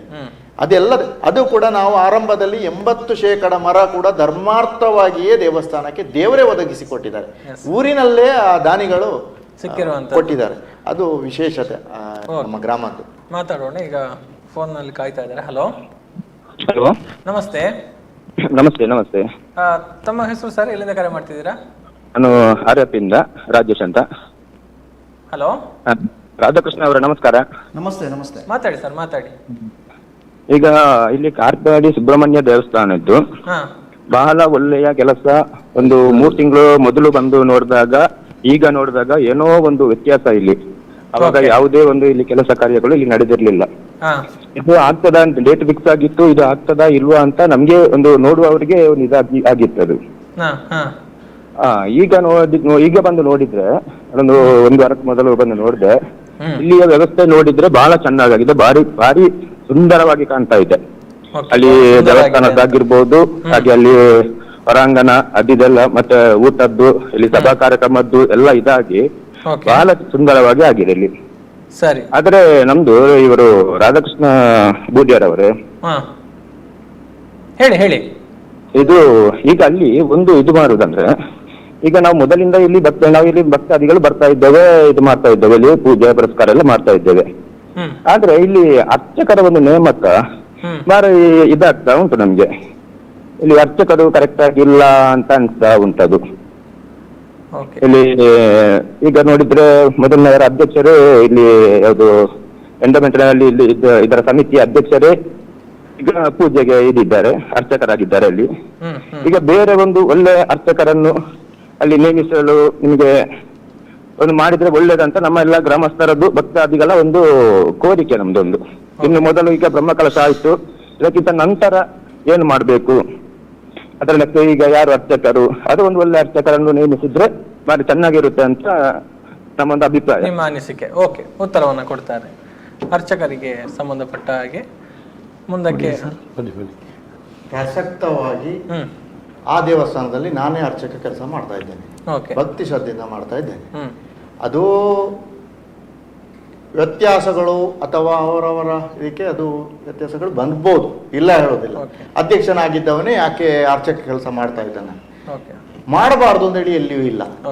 ಈಗ ಅರ್ಚಕರ ಕೊರತೆಗಳು ಎಲ್ಲ ದೇವಸ್ಥಾನಗಳು ಕಾಣ್ತಾ ಇದೆ. ಇನ್ನು ಸಂಬಳ ಕೊಡಬೇಕು. ಈ ಬಾಲಾಲಯದಲ್ಲಿರುವಾಗಲೂ ಅಲ್ಲಿ ಸೇವೆಗಳ ಕೊರತೆ ಇರ್ತದೆ. ಬೇರೆ ಬೇರೆ ವ್ಯವಸ್ಥೆಗಳಲ್ಲಿ ನಾವು ಹೆಚ್ಚುವರಿ ಕೊಟ್ಟು ತರುವಂತಹ ಸಂದರ್ಭಗಳಲ್ಲಿ ನಮಗೆ ಅನಿವಾರ್ಯತೆ ಆಗ ಯಾರು ಸಿಕ್ಕದಾಗ ಅನಿವಾರ್ಯ. ಯಾಕೆ ಹೇಳಿದ್ರೆ ನಾನು ಹಿಂದೆ ಸದಾನಂದ ಶೆಟ್ರು ಅಧ್ಯಕ್ಷ ಆಗಿದ್ದಾಗ ಕೂಡ ಅಲ್ಲಿ ಬದಲಿಯಾಗಿ ಪೂಜೆ ಮಾಡಿದ್ದು ಇದೆ. ಇಂಥ ಸಂದರ್ಭಗಳಲ್ಲಿ ಆಗಿದೆ. ಅದನ್ನು ಯಾಕೆ ಭಾವಿಸ್ತಾರೆ ಗೊತ್ತಿಲ್ಲ, ಯಾಕೆ ಆಗಬಾರದು ಅಂತ ಹೇಳೋದು ಗೊತ್ತಿಲ್ಲ. ಮತ್ತೆ ದೇವರ ನಿರ್ಣಯ, ಅರ್ಚಕರು ಯಾರೇ ಇರಬೇಕು ಹೇಳುವಂಥದ್ದು. ನಾಳೆ ಒಳ್ಳೆ ವ್ಯಕ್ತಿಯನ್ನು ಕರೆಸಿಕೊಂಡು ಒಬ್ಬ ವೇದಶಾಸ್ತ್ರ ಕಲಿತ ಪಾರಂಗತರನ್ನು ಅಲ್ಲಿಗೆ ನೇಮಿಸುವಂತ ವ್ಯವಸ್ಥೆ ದೇವರ ಕೈಯಲ್ಲಿಯೂ ಇದೆ. ಅಲ್ಲಿ ಯಾರೂ ಶಾಶ್ವತ ಅಲ್ಲ. ಪೂಜೆ ಮಾತ್ರ ಅಲ್ಲಿ ನಿಲ್ಬಾರ್ದು, ಯಾವುದೇ ರೀತಿಯ ತೊಡಕಾಗಬಾರದು ಹೇಳುವ ದೃಷ್ಟಿಯಿಂದ ಅನಿವಾರ್ಯವಾಗಿ ಆಪದ್ಬಾಂಧವ ರೀತಿಯಲ್ಲಿ, ಯಾಕಂದ್ರೆ 5 ತಿಂಗಳಿಂದ ಕೆಲಸ ಮಾಡ್ತಾ ಇದ್ದೇನೆ, ಯಾವುದೇ ರೀತಿಯ ಸಂಭಾವನೆಯನ್ನು ಕೂಡ ಕ್ಷೇತ್ರದಿಂದ ನಾನು ತಗೊಳ್ಳಿಲ್ಲ, ಮಾಡ್ತಾ ಇದ್ದೇನೆ. ಆದ್ರೆ ಇದು ಯಾಕೆ ತಪ್ಪು ಗ್ರಹಿಕೆ ಕಾರಣ ಆಗ್ತಾ ಇದೆ ಗೊತ್ತಿಲ್ಲ. ಆದ್ರೆ ಮಾಡಬಾರ್ದ ಹೇಳುವಂಥದ್ದು ಎಲ್ಲಿದೆ, ಮಾಡಬಾರ್ದು ಅಂತ ಹೇಳಿ ಎಲ್ಲಿಲ್ಲ. ಯಾಕಂದ್ರೆ ಎಂಡೋಮೆಂಟ್ ಕೂಡ ಒಪ್ಪಿದೆ. ಯಾಕೆ ಹೇಳಿದ್ರೆ ಅವರಿಗೆ ಅವಕಾಶ ಇದೆ. ಯಾಕಂದ್ರೆ ನಾವು ಕಾಲ್ಫರ್ ಮಾಡಿದ್ದೆವು, ವ್ಯವಸ್ಥಾಪನಾ ಸಮಿತಿಯಲ್ಲಿದ್ದಾಗಲೇ ಅರ್ಚಕರು ಬೇಕು, ಸಹಾಯಕ ಅರ್ಚಕರು ಬೇಕು, ಸಿಬ್ಬಂದಿ ಬೇಕು ಅಂತ ಕಾಲ್ಫರ್ ಮಾಡಿದೆವು. ಅರ್ಜಿಗಳೇ ಬರದಿದ್ರೆ ಮತ್ತೆ 3 ಹೊತ್ತು ಪೂಜೆ ಆಗುವಂತ ದೇವಸ್ಥಾನಗಳ ಕಷ್ಟ ಅದು ನೀವು ಎಲ್ಲಾ ದೇವಸ್ಥಾನಗಳಲ್ಲಿಯೂ ಇದೆ. ಯಾಕೆ ಹೇಳಿದ್ರೆ 1 ಹೊತ್ತು ಪೂಜೆಗೆ ಇಳಿಸ್ತಾರೆ ಬ್ರಹ್ಮಕಲಶದ ಬಳಿಕ, ಆ 1 ಹೊತ್ತಿಗೆ ಆದ್ರೆ ಸಿಗ್ತಾರೆ ಜನ. ಈ 3 ಹೊತ್ತು ಆಗುವಂತ ದೇವಸ್ಥಾನಗಳಲ್ಲಿ ಅರ್ಚಕರು ಮುಂದಿನ ದಿನಗಳಲ್ಲಿ ಅದರ ಪರಿಸ್ಥಿತಿ ಇನ್ನೂ ಕಷ್ಟ ಇದೆ. ಆದ್ರೆ ಇವತ್ತು ಕ್ಷೇತ್ರಕ್ಕೆ ಒಳ್ಳೆದಾಗಬೇಕು, ಒಳ್ಳೆ ಅಲ್ಲಿ ಆ ಸೇವೆ ಮಾಡ್ತಾ ಇದ್ದವನು ಕಳೆದ 25 ವರ್ಷಗಳಿಂದ ದೇವರ ಸೇವೆ ಮಾಡ್ತಾ ಇದ್ದ, ಅನಿವಾರ್ಯವಾಗಿ ಇದ್ದೇನೆ. ದೇವರು ಯಾವಾಗ ಒಳ್ಳೆ ವ್ಯಕ್ತಿಗಳನ್ನು ಕಳಿಸಿಕೊಡ್ತಾರೆ ಅಥವಾ ಅವರಿಗೆ ಬೇಡ ಅಂತ ಯಾವಾಗ ಅನಿಸ್ತದೆ, ಅಥವಾ ಇಲಾಖೆಯ ಅಥವಾ ಯಾವಾಗ ಅಷ್ಟರವರೆಗೆ ಅಲ್ಲಿ ಪೂಜೆ ನಿಲ್ಬಾರ್ದು, ಆ ದೃಷ್ಟಿಯಲ್ಲಿ ಸೇವೆ ಮಾಡ್ತಾ ಇದ್ದೇನೆ. ಓಕೆ, ಧನ್ಯವಾದಗಳು. ಬಹುಶಃ ತಮ್ಮ ಪ್ರಶ್ನೆಗೆ ಉತ್ತರ ದೊರಕಿತು ಅಂತ ಭಾವಿಸ್ತೇವೆ ಅನ್ನುವಂಥದ್ದು. ಇನ್ನು ಒಂದಷ್ಟು ಕಾರ್ಯಕ್ರಮಗಳ ಬಗ್ಗೆ ಮಾತನಾಡಿದ್ರೆ, ಬಹುಶಃ ಒಟ್ಟು ಬ್ರಹ್ಮಕಲಶೋತ್ಸವದ ಕಾರ್ಯಕ್ರಮಗಳನ್ನು ಯಾವ ರೀತಿ ಯೋಜನೆ ಮಾಡಿಕೊಂಡಿದ್ದೀರಿ, ಒಟ್ಟು ಸ್ವರೂಪಗಳು ಹೇಗಿರ್ತದೆ ಅನ್ನುವಂಥದ್ದು ಕಾರ್ಯಾಧ್ಯಕ್ಷರು? ಈ ಬ್ರಹ್ಮಕಲಶೋತ್ಸವವನ್ನ ಒಳ್ಳೆಯ ರೀತಿಯಲ್ಲಿ ಒಂದು ಊರಿಗೆ ಮಾದರಿಯಾಗುವ ರೀತಿಯಲ್ಲಿ ಈಗಾಗಲೇ ಹೇಳಿದರು, ನ ಭೂತೋ ನ ಭವಿಷ್ಯತಿ ಅಂತ ಹೇಳಿ. ನಾವು 2 ತಿಂಗಳ ಹಿಂದೆ ಒಂದು ಇಡೀ ಊರವರ ಭಕ್ತರ ಸಭೆಯನ್ನ ಕರೆದು ಜೀರ್ಣೋದ್ಧಾರ ಸಮಿತಿಯವರು ಪೂರ್ತಿ ಅದರಲ್ಲಿ ಇದ್ದುಕೊಂಡು ಒಂದು ಸಮಿತಿ ರಚನೆ ಮಾಡಬೇಕು ಅಂತ ಹೇಳುವ ಉದ್ದೇಶದಿಂದ ಸಭೆಯನ್ನು ಕರೆದಾಗ ಏನು ಜೀರ್ಣೋದ್ಧಾರ ಸಮಿತಿ ಇದೆ ಅದನ್ನೇ ನಾವು ಬ್ರಹ್ಮಕಲಶ ಸಮಿತಿ ಮಾಡಬಹುದು ಅಂತ ಹೇಳುವ ಊರವರ ತೀರ್ಮಾನದ ಪ್ರಕಾರ ಅಭಿಪ್ರಾಯದಂತೆ ನಾವು ಅದೇ ಸಮಿತಿಯನ್ನ ಅವರೇ ಬ್ರಹ್ಮಕಲಶ ಸಮಿತಿ ಅಧ್ಯಕ್ಷರಾಗಿ, ಕಾರ್ಯಾಧ್ಯಕ್ಷರಾಗಿ, ಕೋಶಾಧಿಕಾರಿಯಾಗಿ ಅದೇ ಸಮಿತಿಯನ್ನ ನಾವು ಮುಂದುವರಿಸಿಕೊಂಡು ಹೋಗಬೇಕು ಅಂತ ನಮ್ಮ ಊರ ಭಕ್ತರ ಒಂದು ಪ್ರೇರಣೆಯಂತೆ, ಅವರ ಒಂದು ಸೂಚನೆಯಂತೆ ಅದೇ ಸಮಿತಿಯನ್ನು ನಾವು ರಚನೆ ಮಾಡಿಕೊಂಡೆವು. ಆ ಸಮಿತಿಯನ್ನು ರಚಿಸಿದ ಮೇಲೆ ಇಡೀ ಕಾರ್ಯಕ್ರಮ ಯಶಸ್ವಿಗೊಳಿಸಬೇಕಿದ್ರೆ ಅದೊಂದು ಸಮಿತಿ ಸಾಧ್ಯ ಇಲ್ಲ. ಅದಕ್ಕೋಸ್ಕರ ಸುಮಾರು 23 ಉಪ ಸಮಿತಿಗಳ ರಚನೆ ನಾವು ಮಾಡಿಕೊಂಡಿದ್ದೇವೆ. ಬೇರೆ ಬೇರೆ ಸಮಿತಿಗಳನ್ನು, ಅದು ಅಲಂಕಾರ ಸಮಿತಿ ಇರಬಹುದು, ಪಾಕಶಾಲೆ ಇರಬಹುದು, ಸ್ವಾಗತ ಸಮಿತಿ ಇರಬಹುದು, ಕಾರ್ಯಾಲಯ ಸಮಿತಿ ಇರಬಹುದು, ಎಲ್ಲ 23 ಸಂಚಾಲಕರನ್ನ ನೇಮಿಸಿಕೊಂಡು ಬಹುಶಃ ಕಳೆದ 2 ತಿಂಗಳಲ್ಲಿ ಸುಮಾರು 10-20 ಸಭೆಗಳನ್ನು ನಡೆಸಿ ಅವರಿಗೆ ಪ್ರತಿನಿತ್ಯ ಅವರ ಸೂಚನೆಗಳನ್ನ ಕೊಟ್ಟು ನೀವು ಈ ತರ ಕೆಲಸಗಳನ್ನು ಮಾಡಬೇಕು, ಇದನ್ನು ಮಾಡಬೇಕು ಅಂತ ಹೇಳುವ ಸೂಚನೆಯನ್ನು ಕೊಟ್ಟು ಎಲ್ಲರೂ ನಾ ಪ್ರತಿ ಸಲ ಹೇಳಿಕೊಂಡು ಇದು ನಮ್ಮ ಮನೆಯ ಕಾರ್ಯಕ್ರಮ, ಹಾಗಾಗಿ ಇದರಲ್ಲಿ ನಮ್ಮನ್ನು ನಾವು ತೊಡಗಿಸಿಕೊಂಡ್ರೆ ತಪ್ಪಿಲ್ಲ ಅಂತ ಹೇಳುವ ಮಾತನ್ನು ಹೇಳಿ ಪ್ರತಿಯೊಬ್ಬರು ಕೂಡ ಅತ್ಯಂತ ಪ್ರೀತಿಯಿಂದ ಉತ್ಸಾಹದಿಂದ ಎಲ್ಲ ಸಮಿತಿಯವರು ಕೂಡ ಕೈ ಜೋಡಿಸಿದ್ದಾರೆ. ಆ ಕಾರಣಕ್ಕೋಸ್ಕರ ಇದು ಯಶಸ್ವಿ ಆಗುತ್ತೆ ಅಂತ ಹೇಳೋ ವಿಶ್ವಾಸ ಕೂಡ ನಮಗಿದೆ. ಈ ಸಂದರ್ಭದಲ್ಲಿ 1-2 ವ್ಯಕ್ತಿಗಳನ್ನ ನಾನು ತುಂಬಾ ಜನ ಕರಸೇವಕರಿದ್ದಾರೆ, 2 ವ್ಯಕ್ತಿಗಳನ್ನ ನಾನು ಉಲ್ಲೇಖ ಮಾಡಲೇಬೇಕು ಇಲ್ಲಿ. ಒಬ್ರು ಗಿರೀಶ್ ಅಂತ ಹೇಳುವವರು ನಮ್ಮ ಕಾರ್ಯದರ್ಶಿಯವರು 24x7 ನಾವೆಲ್ಲ ಮಾತಾಡಿದ್ವಿ, 24x7 ಹೇಳ್ತೇವೆ. ಯಾವುದೇ ಸಂದರ್ಭದಲ್ಲಿ ನಾವು ಏನು ಬೇಕಿದ್ರು ಫೋನ್ ಮಾಡೋದು ಗಿರೀಶ್ ಅವರಿಗೆ. ಬೆಳಿಗ್ಗೆ 7 ಗಂಟೆಗೆ ಬಂದ್ರೆ ರಾತ್ರಿ 12 ಗಂಟೆವರೆಗೆ ಅವ್ರು ಅಲ್ಲಿ ಇರ್ತಿದ್ರು. ಅದನ್ನು ಅವರವರ ಕೆಲಸ ಬಂದು ನಾವು ಅಲ್ಲಿ ಬರ್ತಿದ್ದೆವು, ವಾರದ ಪ್ರತಿನಿತ್ಯ ನಾವು ಬಂದಿದ್ದೇವೆ, ಇಲ್ಲ ಅಂತ ಇಲ್ಲ. ಆದ್ರೆ 24x7 ಇದ್ದವರು ಅವರು. ಇನ್ನೊಬ್ರು ಕಳೆದ 1 ವರ್ಷಗಳಿಂದ ಅನ್ನಪೂರ್ಣೇಶ್ವರಿಯಾಗಿ ಎಷ್ಟೇ ಜನ ಬರಲಿ ನಗು ನಗುತ್ತಾ ಅವರಿಗೆ ಅನ್ನವನ್ನು ಹಾಕಿ ಬೇಯಿಸಿ ಹಾಕಿದಂತ ತಾಯಿ ಚಂದ್ರಕಲಾ ಅಕ್ಕ. ನಾನು ಇವರನ್ನೆರಡನ್ನ ನಾನು ಎಲ್ಲಿ ಬೇಕಾದ್ರೂ ಉಲ್ಲೇಖ ಮಾಡಲೇಬೇಕು. ಈ ಯಶಸ್ವಿ ಹಿಂದೆ ಅವರ ಕೂಡ ಸೇವೆ ಇದೆ, ಕೊಡುಗೆ ಇದೆ, ಖಂಡಿತವಾಗಿ 100% ಇದೆ. ಅದು 70 ಜನ ಬರಲಿ, 100 ಜನ ಬರಲಿ, 200 ಜನ ಬರಲಿ, ಆ ತಾಯಿ ಬೆಳಿಗ್ಗೆ 6 ಗಂಟೆಯಿಂದ ಏನು ಬೆಳಿಗ್ಗೆ ಉಪಹಾರ ಇರಬಹುದು, ಮಧ್ಯಾಹ್ನದ ಊಟ ಇರಬಹುದು, ಸಂಜೆ ರಾತ್ರಿ ಇರಬಹುದು, ರಾತ್ರಿ 11 ಗಂಟೆ ಆಗುತ್ತೆ ಆ ತಾಯಿ ಹೋಗುವಾಗ.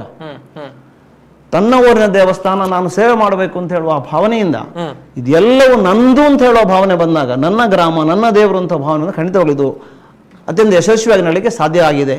ಜೊತೆಯಲ್ಲಿ ಯಾವುದೇ ಅದನ್ನು ಹೇಳಿದ್ರು, ಉಲ್ಲೇಖ ಮಾಡಿದ್ರು, ನನಗೆ ಚುನಾವಣಾ ಸಂದರ್ಭದಲ್ಲಿ ಒಂದು ಉಲ್ಲಾಳದ ಜವಾಬ್ದಾರಿ ಕೊಟ್ಟರು ಕೂಡ ಬೆಳಿಗ್ಗೆ 6 ಗಂಟೆಗೆ ಹೋಗಿ 8 ಗಂಟೆಗೆ ವಾಪಸ್ ಇಲ್ಲಿ ಬರ್ತಾ ಇದ್ರು. ನನಗೆ ಇದೇ ಮುಖ್ಯ ಅಂತ ಹೇಳುದು, ಕಾರಪಾಡಿ ದೇವರೇ ನಮ್ಮ ಆದ್ಯತೆ ಇರುವಂಥದ್ದು, ನಾವು ಅದನ್ನು ಮಾಡಬೇಕು ಅಂತ ಹೇಳೋ ಉದ್ದೇಶದಿಂದ ಅವ್ರು ಬರ್ತಾ ಇದ್ರು. ನಾವು ಎಲ್ಲರೂ ಕೂಡ ಪ್ರತಿನಿತ್ಯ ಬೆಳಿಗ್ಗೆ 8-9 ಗಂಟೆಗೆ ಬಂದ್ರೆ ಬಹುಶಃ ಎಲ್ಲರಿಗೂ ಆಶ್ಚರ್ಯ ಆಗಬಹುದು. ಪ್ರತಿ ದಿವಸ ಒಂದಲ್ಲ ಒಂದು ರೀತಿಯ ಪಾಯಸಗಳು, ಮಧ್ಯಾಹ್ನದ ಹೊತ್ತಲ್ಲಿ ಪಾಯಸ ಇರಬಹುದು, ರಸಾಯನ ಇರಬಹುದು, ಬೇರೆ ಬೇರೆ ತಿಂಡಿ ತಿನಿಸುಗಳು ಇರಬಹುದು, ಎಲ್ಲವನ್ನ ಊರಿನವರ ಸಹಕಾರದೊಂದಿಗೆ ಮಾಡಿಕೊಂಡು ಎಲ್ಲರೂ ಒಂದೇ ಮನೆಯವರ ಹಾಗೆ. ನಾನು ಹೇಳಿ 100-200 ಜನ 200 ಮನೆಯಿಂದ ಬರುವವರು. ಅದೇ ಅಲ್ಲಿ ಬಂದಾಗ ಇದು ನನ್ನ ಊರಿನ ದೇವಸ್ಥಾನ, ನನ್ನ ಗ್ರಾಮ ದೇವಸ್ಥಾನ, ನನ್ನ ಮನೆ ಅಂತ ಹೇಳುವ ಭಾವನೆಯಿಂದ ನಾವು ಕೆಲಸವನ್ನು ಮಾಡಿದಾಗ 100ಕ್ಕೆ 100 ಈ ಕಾರ್ಯಕ್ರಮ ಯಶಸ್ವಿ ಆಗುತ್ತೆ, ಅದರಲ್ಲಿ ಯಾವುದೇ ಅನುಮಾನಗಳಿಲ್ಲ. ಖಂಡಿತ. ಅದಕ್ಕೋಸ್ಕರ ನಾವು ಪ್ರಾಮಾಣಿಕವಾಗಿ ಇದು ಎಂಡೋಮೆಂಟ್ ದೇವರ ಆದ ಕಾರಣ ಎಲ್ಲವನ್ನ ಕೊಟೇಶನ್ ಮುಖಾಂತರ, ಅದು ಅಡುಗೆಯವರು ಇರ್ಬೋದು, ನಮ್ಮ ಶಾಮಿಯಾನ ಇರ್ಬೋದು, ಲೈಟಿಂಗ್ಸ್ ಇರ್ಬೋದು, ಎಲ್ಲವನ್ನ ಕೊಟೇಶನ್ ಕರೆದು ಯಾರು ಅತ್ಯಂತ ಕಡಿಮೆ ಕೊಟೇಶನ್ ಹಾಕಿದಾರ ಅವರಿಗೆ ಆ ಕೆಲಸವನ್ನು ಒಪ್ಪಿಸುವ ಮುಖಾಂತರ ಪ್ರತಿನಿತ್ಯ ನಮ್ಮ 4-5 ಜನ ಗೌರವಾಧ್ಯಕ್ಷರುಗಳಿದ್ದಾರೆ. ಡಾಕ್ಟರ್ ಪುತ್ತೂರಾಯರ್ ಇರ್ಬೋದು, ಡಾಕ್ಟರ್ ಸತೀಶ್ ಇರ್ಬೋದು, ಸಂಜೀವ ಪೂಜಾರಿ ಅವರು ಇರ್ಬೋದು, ನಮ್ಮ ಶ್ಯಾಮ್ ಪ್ರಸಾದ್ ಅವರು ಇರ್ಬೋದು. ಅಂದ್ರೆ ಡಾಕ್ಟರ್ ಸತೀಶ್ರು ದಿವಸಕ್ಕೆ 2 ಸಲ ಬರ್ತಾರೆ, ರಾತ್ರಿ ಬರ್ತಾರೆ, ಮಧ್ಯಾಹ್ನ ಬರ್ತಾರೆ. ಜಿ.ಕೆ. ಭಟ್ರು ನಮ್ಮ ದ್ವಾರಕಾ ಕನ್ಸ್ಟ್ರಕ್ಷನ್ಸ್ ಅವರು ಪ್ರತಿನಿತ್ಯ ಬಂದು ನಮಗೆ ಒಂದು ಸಲಹೆಯನ್ನ ಕೊಡ್ತಾ, ಸೂಚನೆ ಕೊಡ್ತಾ ಇದ್ದಾರೆ. ಎಲ್ಲವನ್ನ ನಾವು ಸ್ವೀಕಾರ ಮಾಡಿ ನಮ್ಮೂರಿನ ದೇವಸ್ಥಾನ ಅತ್ಯಂತ ಒಳ್ಳೆಯ ರೀತಿಯಲ್ಲಿ ಅದ್ಭುತವಾಗಿ ಕಾರ್ಯಕ್ರಮ ಆಗಬೇಕು ಅಂತ ಹೇಳುವ ಒಂದು ವಿಷಯವನ್ನು ಇಟ್ಟುಕೊಂಡು ನಾವೆಲ್ಲರೂ ಕೆಲಸ ಮಾಡ್ತಾ ಇದ್ದೇವೆ. ನಾನು ದಯವಿಟ್ಟು ತಪ್ಪು ಯಾರು ನಮ್ಮ ಭಕ್ತರು ತಿಳ್ಕೊಳ್ಬಾರದು. ನಾನು ಇಬ್ಬರನ್ನು ಯಾಕೆ ಉಲ್ಲೇಖ ಮಾಡಿದೆ ಅಂತ ಹೇಳಿದ್ರೆ ಅವರ ಸೇವೆಯನ್ನು ನಾವು ಗುರುತಿಸಿದರೆ ನಾನು ಕಾರ್ಯಾಧ್ಯಕ್ಷನಾಗಿ ನನ್ನ ತಪ್ಪಾಗತ್ತೆ. 24x7 ಅಂತ ಹೇಳಿದೆ ನಾನು. ಗಿರೀಶ್ರವರು ಮತ್ತು ಚಂದ್ರಕ್ಕನವರು ಜೊತೆಯಲ್ಲಿ ತುಂಬಾ ಜನ, ಸಾವಿರಾರು ಕಾರ್ಯಕರ್ತರಿದ್ದಾರೆ, ಸಾವಿರಾರು ಕರಸೇವಕರಿದ್ದಾರೆ. ನಿತ್ಯ ಪ್ರತಿನಿತ್ಯ ಅದು ಅಕ್ಕಂದಿರಿರ್ಬೋದು, ತಾಯಂದಿರಿರ್ಬೋದು, ಮಕ್ಕಳಿರ್ಬೋದು, ಪ್ರತಿನಿತ್ಯ ಅಲ್ಲಿ ತೊಡಗಿಸಿಕೊಂಡು ಈ ಸೇವೆಯನ್ನು ಮಾಡ್ತಾ ಇದ್ದಾರೆ.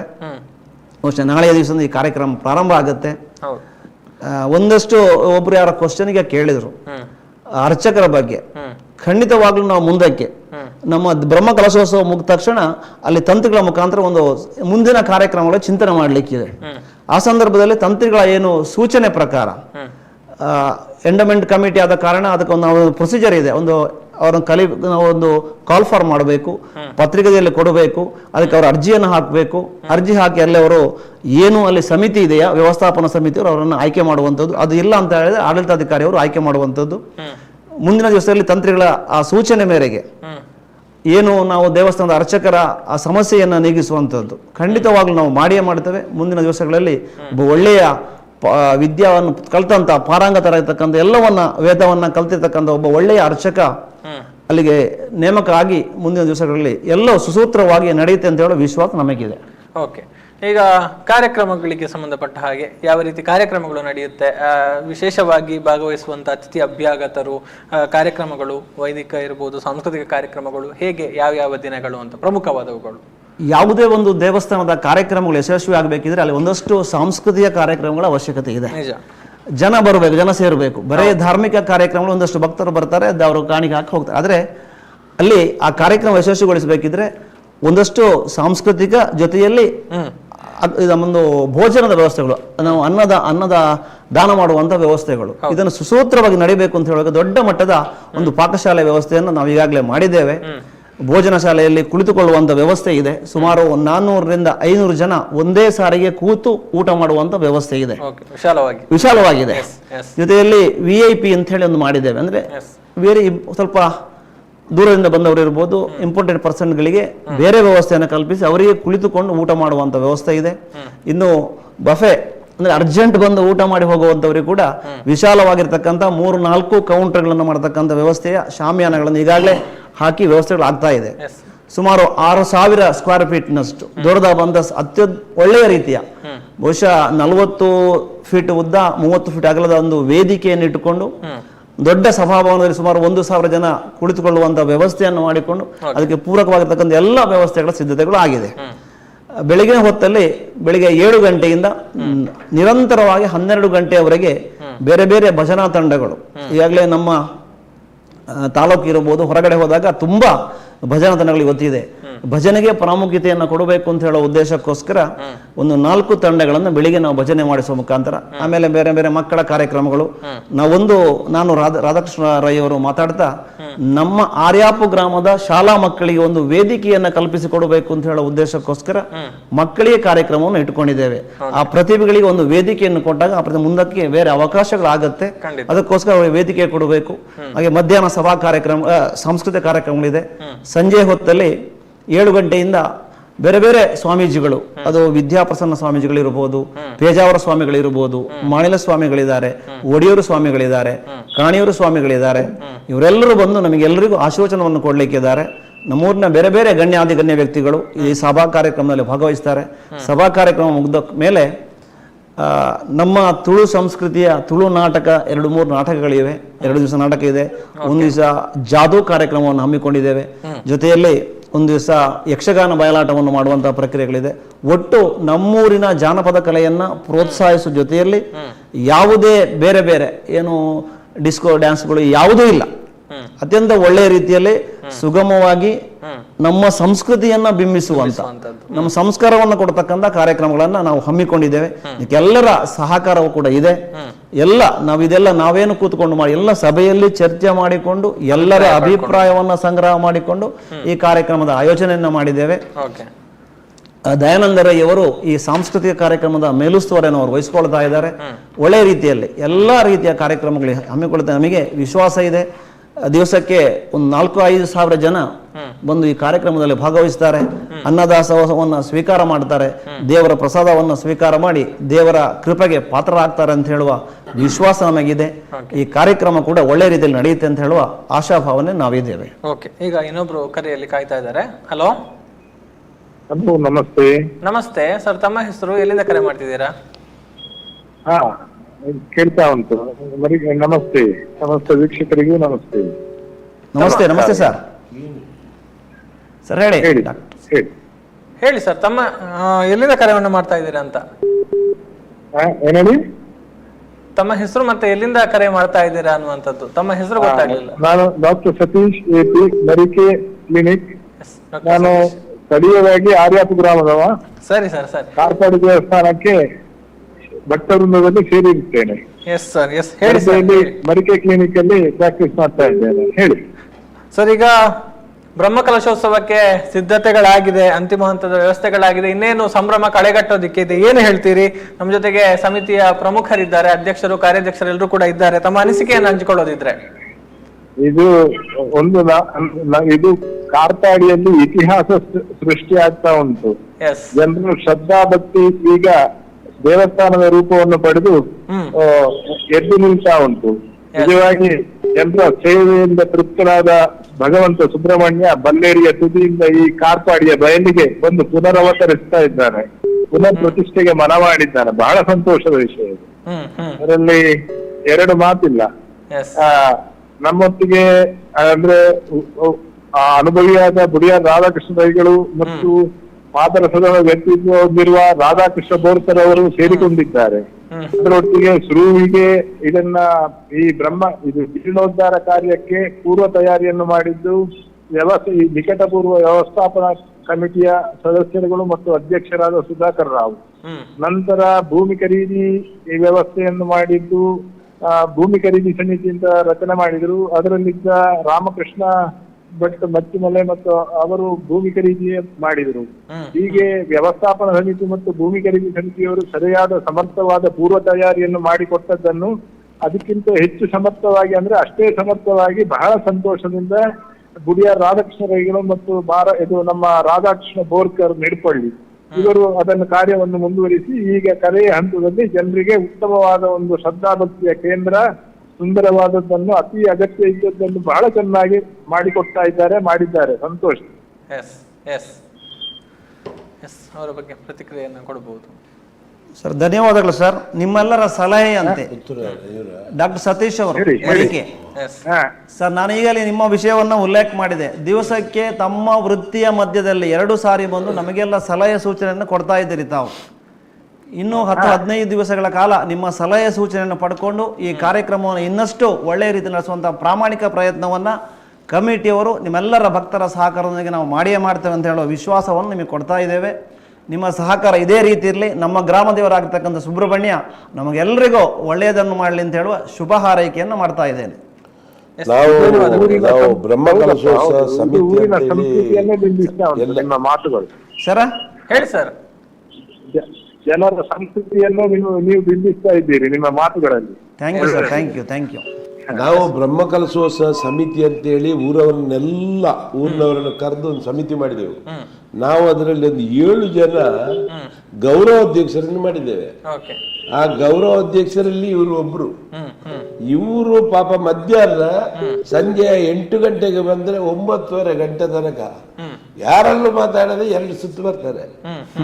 ಬಂದು ಏನಾಗಿದೆ ನೋಡಿ ಆಮೇಲೆ ಬಂದವ್ರದ್ದು ಆ ಒಂದು ಇದು ನೋಡ್ಬೇಕು, ಅದನ್ನೊಂದು ಇದು ಮಾಡುವಂತ ಒಂದು ನೋಡುವಾಗ ಅವ್ರಿಗೆ ಆಗುವಂತ ಸಂತೋಷ ಖಂಡಿತವಾಗಿ ಅವರೊಬ್ಬರು ಭಕ್ತ ಅಂತ ಹೇಳಿದ್ರೆ ಯಾವುದೂ ತಪ್ಪಿಲ್ಲ. ಅದ್ರ ಜೊತೆ ನಮ್ಮ ಪುತ್ರರು ಕೂಡ ಅವರ ಅಷ್ಟು ಬ್ಯುಸಿಯಾಗಿದ್ರು ಅವರ ಡ್ಯೂಟಿ ಬಿಟ್ಟು 4-5 ದಿವಸ ದೇರಿಗೆ ಕಲೆಕ್ಷನ್ ಮಾಡ್ಲಿಕ್ಕೆ ಹೋಗಿದ್ದಾರೆ. ಇವರು ಕೂಡ ಹೋಗಿದ್ದಾರೆ ಪಾಪ. ಇವರ ಡ್ಯೂಟಿ ಬಿಟ್ಟು ಆ ನಂತರ ಹೋಗಿದ್ದಾರೆ. ಅಂಥದ್ದೇ ಸಂಜೀವ ಪೂಜಾರಿಗಳು. ಸಂಜೀವ ಪೂಜಾರಿ ಅವರು 2009ರ ಬ್ರಹ್ಮಕಲಶದ ಅಧ್ಯಕ್ಷರಾಗಿದ್ರು. ಅವರ ನೇತೃತ್ವದಲ್ಲಿ ಮತ್ತೆ ದ್ವಾರ ಈಗ ಕಲೆಕ್ಟ್ ಮಾಡ್ತಾ ಇದ್ದಾರೆ. ಯಾವಾಗಲೂ ಅಕೌಂಟಿಗೆ ಹಾಕ್ತಾ ಇದ್ದಾರೆ ರಿಸಿಟ್. ಹೌದು, ಅವರು ಸಂಜೀವ ಪೂಜಾರಿಗಳು, ಗೋಪಾಲಕೃಷ್ಣ ದ್ವಾರಕದವರು ಎಲ್ಲ ನಮ್ಗೆ ಅವರು ಅಂದ್ರೆ ಅದೊಂದು ಬ್ಯಾಕ್ ಬೋನ್ ಇದ್ದಾಗೆ. ನಮ್ಗೆ ಅವರ 7 ಜನ ಸಹಕಾರದಿಂದ ನಾವು ಈಗಾಗ್ಲೇ ಊರಿನವರು ಶ್ರಮದಾನ ಮಾಡ್ತಾರೆ, ಪಾಪ ಎಲ್ಲ ಇದು ಮಾಡ್ತಾರೆ. ಅದರ ಜೊತೆ ದೇಣಿಗೆ ಕಲೆಕ್ಷನ್ ಮಾಡ್ಲಿಕ್ಕೆ ಇವರು ನಮಗೆ ಮುಂಚೂಣಿಯಲ್ಲಿ ನಿಂತಿದ್ದಾರೆ. ಆದ್ರಿಂದ ಎಲ್ರಿಗೂ ಆ ಊರಿನ ಎಲ್ಲ ಸಾರ್ವಜನಿಕರಿಗೆ ಅವರು ಇವರು ಅಂತಲ್ಲ, ಈಗಾಗಲೇ ಇವರು ಹೇಳಿದ್ರು ಖಂಡಿತವಾಗಿ ಅವರು ಯಾವುದೇ ಒಂದು ಫಲಾಪೇಕ್ಷೆ ಇಲ್ಲದೆ ಈಗ ಅಲ್ಲಿ ಆ ಚಂದ್ರಕಲಾ ಕೂಡ ಯಾವುದು ಸಂಬಳ ತೆಗೆದುಕೊಳ್ಳುವುದಿಲ್ಲ. ಯಾಕೆಂದ್ರೆ ಸಂಬಳ ತೆಗೆದುಕೊಳ್ಳದೆ ಕೆಲಸ ಮಾಡುವಂತ ವ್ಯಕ್ತಿಗಳು ಕೂಡ ಅಲ್ಲ. ಆದ್ರೂ ಬೇಡ ನಮ್ಮ ಸೇವೆ ಇರ್ಲಿ ಈ ಒಂದು ತಿಂಗಳಿಗೆ, ಈ ಒಂದು 4 ತಿಂಗಳಿಗೆ ಅಂತ ಹೇಳಿ ಕೆಲಸ ಮಾಡ್ತಾ ಇದ್ರು. ಅದೇ ರೀತಿ ಗಿರೀಶ್ ಆಗ್ಲಿ, ನಮ್ಮ ಬಾಲಚಂದ್ರ ಆಗ್ಲಿ, ಬೇರೆ ಹರೀಶ್ ಆಗ್ಲಿ, ತುಂಬಾ ಹಲವು ಜನರು ಯಾವುದೇ ಒಂದು ಫಲಾಪೇಕ್ಷೆ ಇಲ್ಲದೆ ಕೆಲಸ ಮಾಡ್ತಾ ಇದ್ದಾರೆ. ಅದು ಏನೋ ಅವ್ರಿಗೆ ಸುಬ್ರಹ್ಮಣ್ಯ ದೇವರ ಮುಂದಿನ ಇದಕ್ಕೆ ಅವರಿಗೆ ಆ ದೇವರ ಆಶೀರ್ವಾದ ಖಂಡಿತ ಸಿಗ್ಬೋದು. ಆದ್ರಿಂದ ನಾವು ಏನಾದ್ರೂ ಇಲ್ಲಿ ಕೂತು ನಾವು ಬೇಕಾದ್ರೆ ನಾವು ಕೂಡ ಅಲ್ಲಿ ಹೋಗಿ ಕೂತ್ಕೊಳ್ಳೋದಷ್ಟೇ. ರಾಧಾಕೃಷ್ಣ ಬೋರ್ಕರ್ ಆದ್ರೂ ಸ್ವಲ್ಪ ಕೆಲಸ ಮಾಡ್ತಾರೆ, ನಾನು ಸ್ವಲ್ಪ ಯಜಮಾನಿಗೆ ಮಾಡಿದ್ದೇನೆ ಹೊರತು ಮತ್ತೆ ಏನು ಅಲ್ಲಿ ಕೆಲಸ ಮಾಡಿದವರಲ್ಲಿ ನಾನು ಒಬ್ಬ ಅಲ್ಲ, ಖಂಡಿತ ಅಲ್ಲ. ಓಕೆ, ಎಸ್, ಮಾತಾಡೋಣ. ಇನ್ನೊಬ್ರು ಕಾಲರ್ ಇದ್ದಾರೆ, ಅವ್ರ ಜೊತೆಗೆ ಮಾತನಾಡಿಕೊಳ್ಳೋಣ ಅನ್ನುವಂಥದ್ದನ್ನು ಹೇಳ್ತಾ. ಹಲೋ ಹಲೋ ಹಲೋ, ನಮಸ್ತೆ. ನಮಸ್ತೆ. ನಮಸ್ತೆ. ತಮ್ಮ ಹೆಸರು ಸರ್, ಎಲ್ಲಿಂದ ಕರೆ ಮಾಡ್ತಿದ್ದೀರಾ? ನಾವು ಹರೀಶ್ ಪೂಜಾರಿ ಉದ್ಯಂಗಳ ಅಂತ. ಓಕೆ, ಮಾತಾಡಿ ಸರ್, ಮಾತಾಡಿ, ಹೇಳಿ. ಬೂಡಿಯಾರಿ ಕುಡಿ ಇದ್ದಾರೆ, ಮಾತಾಡಿ ಬೂಡಿಯಾರ್ ಅವರು. ಹೇಳಿ ಅಣ್ಣ. ಇರ್ನ ಮುಖಾಂತರ ಎಂಕಲ ಸುಬ್ರಹ್ಮಣ್ಯ ದೇವರನ್ನ ಬ್ರಹ್ಮ ಕಲಸ ಆಡಿ ಆ ಒಂದೊಂದು ಇದು ಎಷ್ಟೇ ಈರು ಒಂಜಿ ಕೈ ಬರ್ತದಕ್ಕ ಒಂದು ಆ ಸುಬ್ರಹ್ಮಣ್ಯ ದೇವರಿಗೆ ಕೈ ಬರ್ತದೆ ಕಾಡಿ. ಓಕೆ, ಮುಕ್ಕೋ ಎಂಕಲ ಇತನ ಮುರಣಿ ಪಂತೆ ಅವನಿಗೆ ಗುಳಿದ್ದನೆ ಅಲ್ಪ ಆ ಬಲ್ಯರ್ನ ಬೆಟ್ಟಡು ಪಾಡ್ದೀರಿ, ರಡ್ಡು ಗುಳಿಗನು ಪಾಡ್ದೀರಿ, ಐನೊಂಜಿ ಕೊಳತದ ಪ್ರತಿಷ್ಠಾಪನೆ ಗುಣ ಮೇಲೆ ಆಗುದು ಗುಳಿಗನ ಅವು ಆಪಡು ಅಣ್ಣ, ಆಪಡು ಅವಳ ಪ್ರತಿಷ್ಠಾಪನೆ ಆಪಡು ಗುಳಿಗನಲ್ಲ. ಗೊತ್ತಿಜ್ಜಿ ಖಾಲಿ ಪುದಾರ್ಗೆ ಮಾತ್ರ ನಿಖಿಲ್ನ ಸೇವೆ ಹಿಡ್ದೇ ಆಗ್ತದೆ. ಈರ್ಲ ಮಸ್ತ್ ದೇವರಿಗೆ ಪಿದ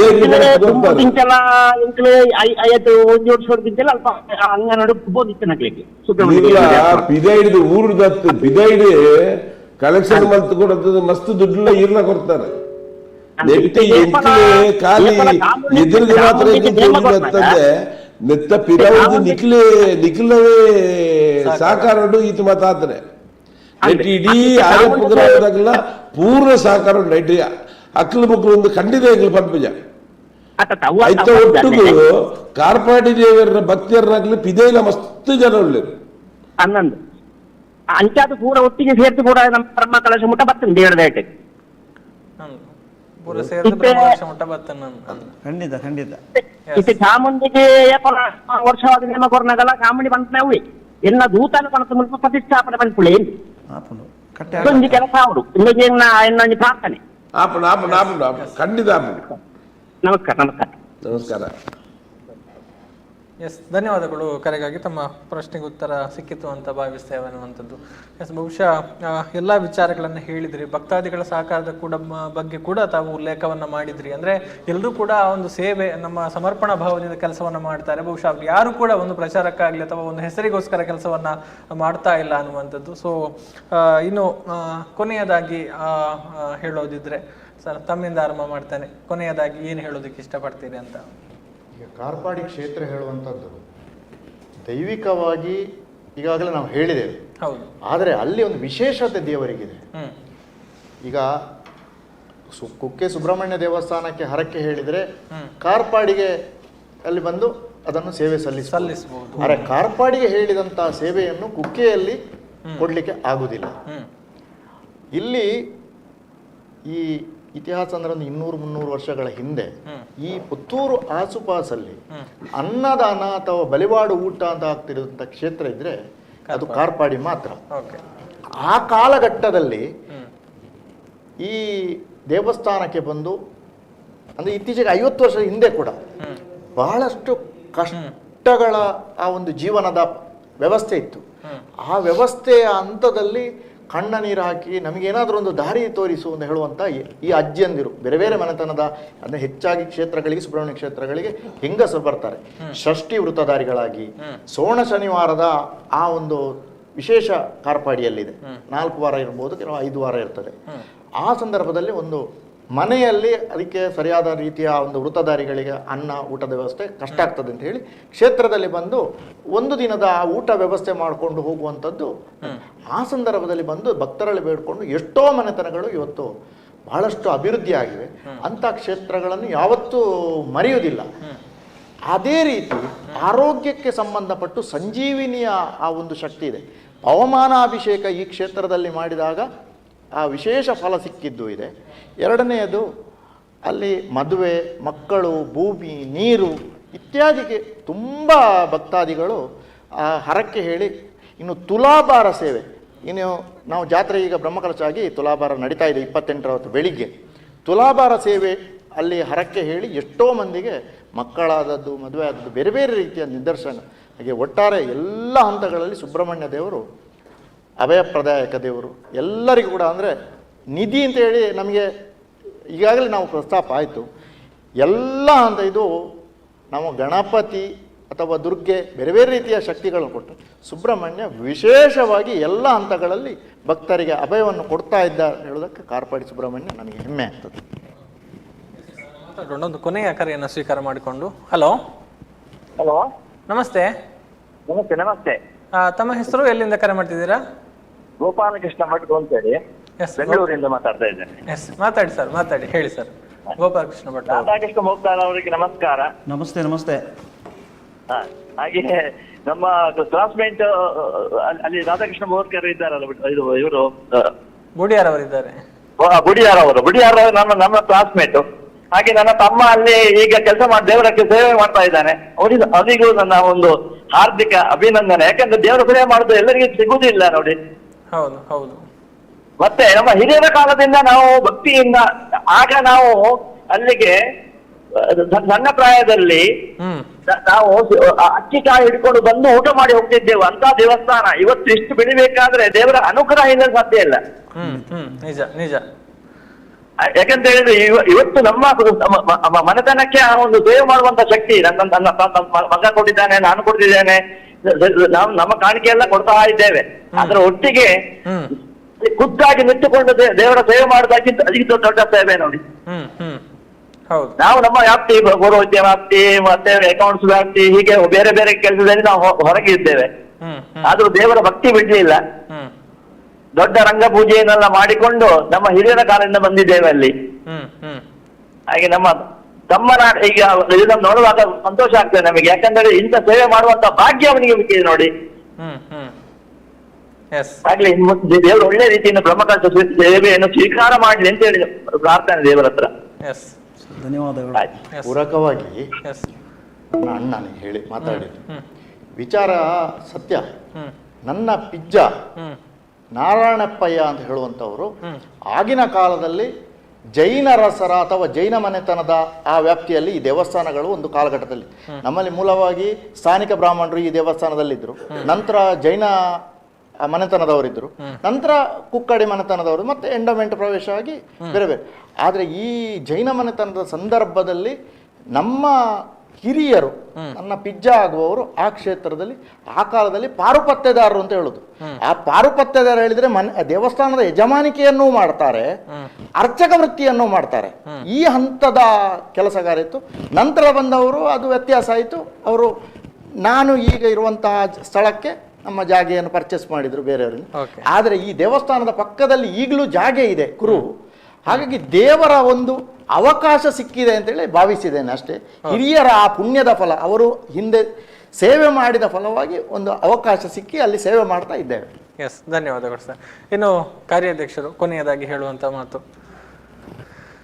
ಕಳೆದ ಹಲವಾರು ವರ್ಷಗಳಿಂದ ನಾವು ನಮ್ಮ ಸಾರ್ವಜನಿಕ ಜೀವನದಲ್ಲಿ ನಮ್ಮನ್ನು ತೊಡಗಿಸಿಕೊಂಡಂಥವ್ರು ನಾವು. ತಾಲೂಕ್ ಪಂಚಾಯತ್ ಮೆಂಬರ್ ಆಗಿರ್ಬೋದು, ಅಧ್ಯಕ್ಷರಾಗಿರ್ಬೋದು. ಆದರೆ ಎಲ್ಲ ಸೇವೆಗಿಂತಲೂ ನನಗೆ ಅತ್ಯಂತ ಖುಷಿ ಕೊಟ್ಟಂತಹ ಕೆಲಸ ಅಂದರೆ ಈ ಸುಬ್ರಹ್ಮಣ್ಯ ದೇವರ ಆ ಒಂದು ನವೀಕರಣ, ಜೀರ್ಣೋದ್ಧಾರ ಮತ್ತು ಬ್ರಹ್ಮಕಲಶದ ಒಂದು ಕೆಲಸದಲ್ಲಿ ನನ್ನನ್ನು ನಾನು ತೊಡಗಿಸಿಕೊಳ್ಳುವಂಥ ಒಂದು ಅವಕಾಶ ನನಗೆ ಊರಿನವರು ಇರ್ಬೋದು, ಆ ಸುಬ್ರಹ್ಮಣ್ಯ ದೇವರು ಕೊಟ್ಟಿದ್ದಾರೆ. ಅತ್ಯಂತ ಪ್ರಾಮಾಣಿಕವಾಗಿ, ಅತ್ಯಂತ ಭಕ್ತಿಯಿಂದ ಪ್ರತಿನಿತ್ಯ ಎಲ್ಲರೊಟ್ಟಿಗೆ, ತಮ್ಮನಾಗಿರ್ಬೋದು, ಅಣ್ಣನಾಗಿರ್ಬೋದು, ಮಗನ ರೀತಿಯಲ್ಲಿರ್ಬೋದು, ನನ್ನನ್ನು ನಾನು ತೊಡಗಿಸಿಕೊಂಡು ಎಲ್ಲರಲ್ಲಿ ಒಂದಷ್ಟು ಜನರ ಸ್ವಲ್ಪ ಬೈಗಳು ಆಗಿರ್ಬೋದು, ಇಲ್ಲ ಅಂತ ನಾನು ಉಲ್ಲೇಖ ಮಾಡೋದಿಲ್ಲ. ಅಂದರೆ ದೇವರ ಕೆಲಸಗಳಾಗಬೇಕು, ನಿಜ. ಆ ನಿಟ್ಟಿನಲ್ಲಿ ನಾನು ತೊಡಗಿಸಿಕೊಂಡಿದ್ದೇನೆ. ಎಲ್ಲರ ಇಡೀ ಆರ್ಯಾಪು ಗ್ರಾಮದ ಒಂದು ಪ್ರೀತಿ, ಅವರೆಲ್ಲರ ಆಶೀರ್ವಾದ ನಮಗೆ ಸಿಕ್ಕಿದೆ. ಬಹುಶಃ ಖಂಡಿತವಾಗ್ಲೂ ಈ ಒಂದು ಕಾರ್ಯಕ್ರಮ ಯಶಸ್ವಿ ಆಗುತ್ತೆ. ಅತ್ಯಂತ ಒಳ್ಳೆಯ ರೀತಿಯಿಂದ ಈ ಕಾರ್ಯಕ್ರಮ ಆಗುತ್ತೆ. ನಾನು ಅತ್ಯಂತ ಪ್ರೀತಿಯಿಂದ ಕಾರ್ಯಕ್ರಮದಲ್ಲಿ ಭಾಗವಹಿಸ್ತೇವೆ. ನಾವೆಲ್ಲರೂ ಒಟ್ಟಾಗಿ ಇಡೀ ಆರ್ಯಾಪು ಗ್ರಾಮವೇ ಸೇರಿಕೊಂಡು ಈ ಕಾರ್ಯಕ್ರಮವನ್ನು ಆಸ್ವಾದನೆ ಮಾಡುವ, ಅದನ್ನು ಸ್ವೀಕರಿಸುವ ಒಂದು ಮಾತನ್ನು ನಾನು ಪ್ರಥಮವಾಗಿ ಬ್ರಹ್ಮಕಲಶ ಸಂದರ್ಭದಲ್ಲಿ ಹೇಳಿದ್ದೆ. ಆರ್ಯಾಪು ಗ್ರಾಮದಲ್ಲಿ ಪಕ್ಕದಲ್ಲಿರ್ತಕ್ಕಂಥ ಯಾರೂ ಕೂಡ 10 ದಿವಸ ಒಲೆಯನ್ನು ಉರಿಸಬಾರ್ದು ಅಂತ ಹೇಳೋ ಮಾತನ್ನು ಉಲ್ಲೇಖ ಮಾಡಿದ್ದೆ. ಓಕೆ. ಯಾಕಂತ ಹೇಳಿದ್ರೆ ಅವರೆಲ್ಲರೂ ದೇವಸ್ಥಾನಕ್ಕೆ ಬರಬೇಕು. ಬೆಳಗಿನ ತಿಂಡಿ ಇರ್ಬೋದು, ಮಧ್ಯಾಹ್ನ ಊಟ ಇರ್ಬೋದು, ರಾತ್ರಿ ಸಂಜೆಯ ತಿಂಡಿಗಳಿರ್ಬೋದು, ರಾತ್ರಿಯ ಊಟ ಇರ್ಬೋದು, ಎಲ್ಲವನ್ನ ದೇವರ ಪ್ರಸಾದ ರೂಪದಲ್ಲಿ ಸ್ವೀಕಾರ ಮಾಡಬೇಕು. ಸ್ವೀಕಾರ ಮಾಡಿ ದೇವರ ಸೇವೆಯನ್ನು ಮಾಡಬೇಕು ಅಂತ ಹೇಳುವ ಮಾತನ್ನು ಹೇಳಿದ್ದೆ. ಇನ್ನು ನಿಮ್ಮ ಮಾಧ್ಯಮದ ಮುಖಾಂತರ ಮತ್ತೊಮ್ಮೆ ಇಡೀ ಗ್ರಾಮವೇ ಈ ಕಾರ್ಯಕ್ರಮ ತೊಡಗಿಸಿಕೊಳ್ಳಬೇಕು. ತಾವೆಲ್ಲರೂ 10 ದಿವಸಗಳ ಕಾಲ ಏನು ಕಾರ್ಯಕ್ರಮ ನಡೆಯುತ್ತಾ ಎಲ್ಲ ಕಾರ್ಯಕ್ರಮದಲ್ಲಿ ಬಂದು ನಮ್ಮ ಜೊತೆ ಇರಬೇಕು, ನಮಗೆ ಸಹಕಾರವನ್ನು ಕೊಡಬೇಕು, ನಮಗೆ ಪ್ರೋತ್ಸಾಹವನ್ನು ಕೊಡಬೇಕು, ನಮಗೆ ಸಲಹೆ ಸೂಚನೆಗಳನ್ನು ಕೊಡಬೇಕು ಅಂತ ಹೇಳೋ ವಿನಂತಿಯನ್ನು ಮಾಡ್ತಾ ನಿಮ್ಮ ಮಾಧ್ಯಮದವರ ಮುಖಾಂತರ ಮತ್ತೊಮ್ಮೆ ಎಲ್ಲ ಭಗವದ್ಭಕ್ತರಿಗೆ, ಸುಮಾರು ಈ ಕಾರ್ಪಾಡಿ ಕ್ಷೇತ್ರಕ್ಕೆ ಪಕ್ಕದ ಎಲ್ಲ ಗ್ರಾಮಗಳಲ್ಲಿ ಭಕ್ತರು ತುಂಬ ಜನ ಬರ್ತಾರೆ. ಅಂದರೆ ಷಷ್ಠಿ ಊಟ ಮಾಡುವಂತಹ ಭಕ್ತರು ಪಕ್ಕದ ಅರ್ಯಡ್ಕ ಇರ್ಬೋದು, ಬಡಗನ್ನೂರು ಇರ್ಬೋದು, ಮಾಡ್ನೂರು ಇರ್ಬೋದು, ನಮ್ಮ ಪಾಣಾಜೆ, ಈಶ್ವರಮಂಗಿಲ ಎಲ್ಲ ಭಾಗಗಳಿಂದ ಬರ್ತಾರೆ. ಆ ಎಲ್ಲ ಭಕ್ತರು 4 ದಿನ 1 ವಾರಗಳ ಕಾಲ ನಮ್ಮ ಜೊತೆ ಇದ್ದು ನಮ್ಮ ಜೊತೆ ಕೈ ಜೋಡಿಸಬೇಕು ಅಂತ ಹೇಳುವ ವಿನಂತಿಯನ್ನು ನಿಮ್ಮ ಮುಖಾಂತರ ಮಾಡ್ತಾ ಇದ್ದೇನೆ. ಎಸ್, ಇನ್ನು ಪ್ರಮುಖ ರಥೋತ್ಸವ ಸಮಿತಿ ಅಧ್ಯಕ್ಷರು ಕೊನೆಯದಾಗಿ ಹೇಳುವಂಥ ಮಾತು ಈ ಸಂದರ್ಭದಲ್ಲಿ. ಈಗಾಗಲೇ ನಾವು ಸಾಧಾರಣ 1 ಗಂಟೆಯ ಕಾಲಾವಕಾಶ ತಮ್ಮ ಜೊತೆ ತಮಗೆ ತಮ್ಮ ಮನದಾಳವನ್ನು ತಮಗೆಲ್ಲ ತಿಳಿಸಿದ್ದೇವೆ. ನಾನು ಈಗಾಗಲೇ ಇದರ ಮೊದಲು ಒಂದು 4 ದೇವಸ್ಥಾನಗಳ ಜೀರ್ಣೋದ್ಧಾರ ಮತ್ತು ಬ್ರಹ್ಮಕಲಶೋತ್ಸವ ಸಮಿತಿಯಲ್ಲಿ ನಾನೆಲ್ಲ ಕೂಡಿಕೊಂಡು ಕೆಲಸ ಮಾಡಿದ ಅನುಭವದ ಮುಖಾಂತರ ನಾನು ಇವರು ಹೇಳಿದ ಕೂಡಲೇ ಒಪ್ಪಿಕೊಂಡೆ. ಆದರೆ ನಾನು ಉಳಿದ ಆ 4 ದೇವಸ್ಥಾನಗಳಿಂದಲೂ ಈ ಕಾರ್ಪಾಡಿ ಸುಬ್ರಹ್ಮಣ್ಯ ದೇವರ ಒಂದು ಶಕ್ತಿ ಅಂದರೆ ನಾನು ಖಂಡಿತವಾಗಿಯೂ ಅದನ್ನು ಬಹಳ ಒಂದು ಉತ್ತಮ ರೀತಿಯಲ್ಲಿ ಅದನ್ನು ಸ್ವೀಕಾರ ಮಾಡಲಿಕ್ಕೆ ನಾನು ಸಿದ್ಧನಾಗಿರುವ ಮಟ್ಟದಲ್ಲಿ ನಾನು ಆ ಮಾತನ್ನು ಹೇಳಲಿಕ್ಕೆ ಇಚ್ಛೆಪಡ್ತಾ ಇದ್ದೇನೆ. ಯಾಕೆಂದರೆ ನಾನು ಕಳೆದ 1 ವರ್ಷದಿಂದ ನಾನು ಆಗಾಗ ಅಲ್ಲಿ ಹೋಗಿ ಆ ಒಂದು ಬಾಲಾಲಯದ ಹತ್ತಿರ ಕೂತ್ಕೊಂಡಿರುವಾಗ ಅಲ್ಲಿಗೆ ಕೆಲವರು ಬರ್ತಾ ಇದ್ರು. ನಮಗೊಂದು ಅಭ್ಯಾಸ, ಯಾರಾದರೂ ಬಂದ್ರೆ ತಾವು ಎಲ್ಲಿಂದ ಬಂದಿದ್ದೀರಿ, ಏನು ತಮ್ಮ ಸಮಸ್ಯೆ ಎಂಬ ಬಗ್ಗೆ ಕೇಳುವಂತದ್ದು ನಮ್ದು ಒಂದು ಅಭ್ಯಾಸ. ಆ ಸಂದರ್ಭದಲ್ಲಿ ಒಂದು 2-3 ಜನರು ಅಲ್ಲಿ ಬಂದು ಇಲ್ಲಿ ಜೀರ್ಣೋದ್ಧಾರ ಆಗ್ತದೆ ಅಂತ ಹೇಳುವಂತ ಒಂದು ನೋಟಿಸ್ ಅನ್ನು ಕೊಟ್ಟು ಒಂದು 8 ದಿವಸಗಳಲ್ಲಿ ಪುನಃ ಬಂದರು. ನಾನು ಅವರು ಕೈ ಮುಕ್ಕೊಂಡೆಲ್ಲ ಹೋಗಿ ಅವರ ದುಃಖವನ್ನು ಹೇಳಿದ್ರು. ಹೀಗೆ ನಾವು ಬಹಳ ಕಷ್ಟದಲ್ಲಿದ್ದೆವು, ನಾವು ಇಲ್ಲಿ ಪೂಜೆಯನ್ನು ಮಾಡಿಸಿ ಇಲ್ಲಿ ಕೈ ಮುಕ್ಕೊಂಡು ಹೋದ ನಂತರ ತಮ್ಮ ಎಲ್ಲ ಆ ಕಷ್ಟಗಳ ನಿವಾರಣೆಯಾಗಿ ನಾವು ಈಗೆಲ್ಲ ನಮ್ಮ ಕುಟುಂಬ ಒಂದು ರೀತಿಯ ಸುಭಿಷ್ಠೆಯಲ್ಲಿದ್ದೇವೆ ಎಂಬ ಮಾತನ್ನು ಹೇಳಿದರು. ಅದಕ್ಕೆ ನಾನು ಹೇಳಿದೆ, ಇನ್ನೂ ಕೈ ಮುಕ್ಕೊಂಡು ಹೋಗಿ ಇಲ್ಲೇ ಮುಂದೆ ಜೀರ್ಣೋದ್ಧಾರ ನಡೀತಾ ಇದೆ, ತಾವು ಏನಾದರೂ ತಮ್ಮಿಂದ ಆದಂಥ ಸಹಕಾರವನ್ನು ತಂದು ಕೊಟ್ಟರೆ ಖಂಡಿತ ನಮಗೂ ಕೂಡ ಒಂದು ಸಹಕಾರ ಆಗ್ತದೆ ಎಂದು ಹೇಳಿದಾಗ 1 ವಾರ ಬಿಟ್ಟು ಬಂದು ನಮಗೆ 1 ಲಕ್ಷದ ಚೆಕ್ಕನ್ನು ನಮ್ಮಲ್ಲಿ ಕೊಟ್ಟಾಗ ನನಗೆ ಬಹಳ ಆಶ್ಚರ್ಯ ಆಗಿತ್ತು. ಅಂತ ಕೆಲವರು ಒಂದೆರಡಲ್ಲ, ನಾನು ತಿಳಿದ ಮಟ್ಟಿಗೆ ಒಂದು 10-20-25 ಲಕ್ಷ ರೂಪಾಯಿ ಆ ರೀತಿಯ ಹೊರಗಿನವರದು ಬಂದು ಅಲ್ಲಿ ಆ ಜೀರ್ಣೋದ್ಧಾರಕ್ಕೆ ಯಾರಿಗೂ ನಮ್ಮ ಫೋಟೋ ತೆಗಿಸಿ ಹಾಕಬೇಡಿ, ಇಲ್ಲದ್ರೆ ನಮ್ಮ ಹೆಸರನ್ನು ನಮೂದಿಸಬೇಡಿ ಎಂದ ಹೇಳಿ ಕೊಟ್ಟಂತ ವ್ಯಕ್ತಿಗಳನ್ನು ನಾವು ಕಂಡಿದ್ದೇವೆ. ಆದ್ರಿಂದ ಈಗಾಗಲೇ ನಮ್ಮ ಸುಧಾಕರ್ ಭಟ್ರು ಹೇಳಿದಾಗೆ ಅಲ್ಲಿ ಅವರು ಏನು ಎನಿಸ್ಕೊಂಡು ಹೋಗ್ತಾರ, ತಮ್ಮ ಮದುವೆ ಆಗದವರು ತಮ್ಮ ಮಕ್ಕಳಿಗೆ ಮದುವೆ ಆಗ್ಬೇಕೆಂಬ ಒಂದು ವಿಜ್ಞಾಪನೆ ಮಾಡಿಕೊಂಡಾಗ, ಅದೇ ರೀತಿ ಮಕ್ಕಳಾಗದವರು ಮಕ್ಕಳಾಗ್ಬೇಕೆಂದು ಕೇಳಿಕೊಂಡಾಗ ಕೆಲವರಿಗೆ ಅವರ ಜೀವನದಲ್ಲಿ ಆರೋಗ್ಯದ ಏರುಪೇರುಗಳಿರುವಂತಹ ಸಂದರ್ಭದಲ್ಲಿ ಅಲ್ಲೆಲ್ಲ ಮಾಡಿದಾಗ ಅದೆಲ್ಲ ಒಂದು ರೀತಿಯ ದೈವಿ ಶಕ್ತಿಯಲ್ಲಿ ಅವರಿಗೆ ಅದೆಲ್ಲ ಸಾಕಾರ ಆಗಿದೆ. ಆದ್ರಿಂದ ಮುಂದಿನ ದಿವಸಗಳಲ್ಲಿ ಅದನ್ನು ನಂಬಿಕೊಂಡಂತ ಎಲ್ಲರಿಗೂ ಕೂಡ ಆ ಒಂದು ಸುಬ್ರಹ್ಮಣ್ಯ ದೇವರ ಪೂರ್ಣ ಆಶೀರ್ವಾದ ಇರಬಹುದು. ಅದರ ಜೊತೆ ನಾವೀಗ ಯಾವ ಜನ್ಮದಲ್ಲಿ ಮಾಡಿದ ಒಂದು ಪುಣ್ಯದ ಫಲ ಅಂತ ಹೇಳಿದ್ರೆ, ಈಗಾಗಲೇ ರಾಧಾಕೃಷ್ಣ ಬೋರ್ಕರ್ ಹೇಳಿದಾಗೆ ಅದು ನಮ್ಗೆ ಗೊತ್ತಾಗೋದಿಲ್ಲ. ನಮ್ಗೆ ಏನೋ ಒಂದು ಪುಣ್ಯದ ಫಲವಾಗಿ ನಾವು ಇಲ್ಲಿ ಬಂದು ಈ ಜೀರ್ಣೋದ್ಧಾರದಲ್ಲಿ ಭಾಗಿಯಾಗಿದ್ದೇವೆ. ಈಗಾಗಲೇ ಆಗ್ರಾ ಒಬ್ರು ಅರ್ಚಕರ ಬಗ್ಗೆ ಕೇಳಿದ್ದಕ್ಕೆ ಖಂಡಿತವಾಗಿಯೂ ಆ ದೇವಸ್ಥಾನಕ್ಕೆ ನಾವು ಯಾರು ಕೂಡ ಯಾವುದನ್ನು ಮಾಡಬೇಕಾಗಿಲ್ಲ, ಅದೆಲ್ಲ ದೇವರ ಒಂದು ಸೂಚನೆಯ ಪ್ರಕಾರ ಅಲ್ಲಿ ನಡೆಯುತ್ತದೆ. ಅಲ್ಲಿಗೆ ಮುಂದಿನ ದಿವಸಗಳಲ್ಲಿ ಅರ್ಚಕರು ಬರಬೇಕಿದ್ರು, ಅವರಿಗೆ ಬೇಕಾದಂತ ವ್ಯವಸ್ಥೆ ಬೇಕಿದ್ರು, ಎಲ್ಲ ರೀತಿಯಲ್ಲಿ ಉತ್ತಮ ರೀತಿಯಲ್ಲಿ ಖಂಡಿತ ಆಗ್ತದೆ. ಅದು ಯಾರು ಜೀರ್ಣೋದ್ಧಾರ ಸಮಿತಿಯವರಾಗ್ಲಿ, ಬ್ರಹ್ಮಕಲಶ ಸಮಿತಿಯವರಾಗಲಿ, ವ್ಯವಸ್ಥಾಪಕ ಸಮಿತಿಯವರಲ್ಲಿ ಮಾಡಬೇಕಾಗಿಲ್ಲ. ಅದು ದೇವರೇ ಸೂಚಿಸಿಕೊಂಡು ಇಂಥವ್ರಿ ಅಲ್ಲಿ ಅರ್ಚಕರಾಗಬೇಕು, ಇಂಥವರೇ ಅಲ್ಲಿ ಒಂದು ರೀತಿಯ ವ್ಯವಸ್ಥಾಪನಾ ಸಮಿತಿ ನಡ್ಕೊಂಡು ಹೋಗ್ಬೇಕೆಂಬ ಸೂಚನೆಯನ್ನು ಕೂಡ ಅವರೇ ನೀಡ್ತಾರೆ. ಆದ್ರಿಂದ ಮುಂದಿನ ದಿವಸಗಳಲ್ಲಿ ಕಾರ್ಪಾಡಿ ಸುಬ್ರಹ್ಮಣ್ಯ ದೇವಸ್ಥಾನ ಈ ಜಿಲ್ಲೆಯಲ್ಲಿ ಒಂದು ವಿಶೇಷ ಒಂದು ಪವಿತ್ರತೆಯನ್ನು ಹೊಂದಿದಂಥ ದೇವಸ್ಥಾನ ಆಗುವುದರಲ್ಲಿ ಯಾವುದೇ ಒಂದು ಸಂದೇಶ ಇಲ್ಲ ಎಂಬ ಮಾತನ್ನು ಹೇಳಲಿಕ್ಕೆ ತಾನು ಇಚ್ಛೆ ಪಡ್ತಾ ಇದ್ದೇನೆ. ಎಸ್, ಈ ಮೂಲಕ ಎಲ್ಲ ಭಕ್ತರಿಗೂ ಒಂದು ಸ್ವಾಗತವನ್ನ ಬಯಸ್ತಾ ಇದ್ದೀವಿ. ಖಂಡಿತ ಸ್ವಾಗತ. ಎಸ್, ಧನ್ಯವಾದಗಳು. ಅಂದ್ರೆ ಬಹುಶಃ ಕೊನೆಯ ಕ್ಷಣದ ಒಂದು ಕಾರ್ಯಕ್ರಮಗಳ ಒತ್ತಡ, ಸಿದ್ಧತೆಗಳ ಒತ್ತಡದ ಮಧ್ಯೆಯೂ ಕೂಡ ಭಕ್ತರಿಗೆ ಒಂದಷ್ಟು ನಮ್ಮ ಕ್ಷೇತ್ರದ ಬಗ್ಗೆ ಮಾಹಿತಿಯನ್ನು ಕೊಡಬೇಕು ಎನ್ನುವಂತ ನೆಲೆಯಲ್ಲಿ ಬಂದು ಕಾರ್ಯಕ್ರಮದಲ್ಲಿ ಪಾಲ್ಗೊಂಡ್ರಿ.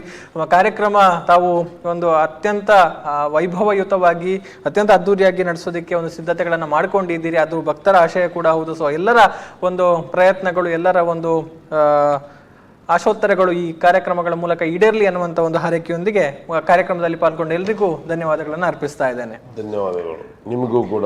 ಎಸ್, ಇದು ಕಾರ್ಪಾಡಿ ಬ್ರಹ್ಮಕಲಶೋತ್ಸವದ ಹಿನ್ನೆಲೆಯಲ್ಲಿ ಇದ್ದಂಥ ಒಂದಷ್ಟು ವಿಚಾರಗಳನ್ನು ಪ್ರಮುಖರು ಹಂಚಿಕೊಂಡಿರುವಂಥದ್ದು.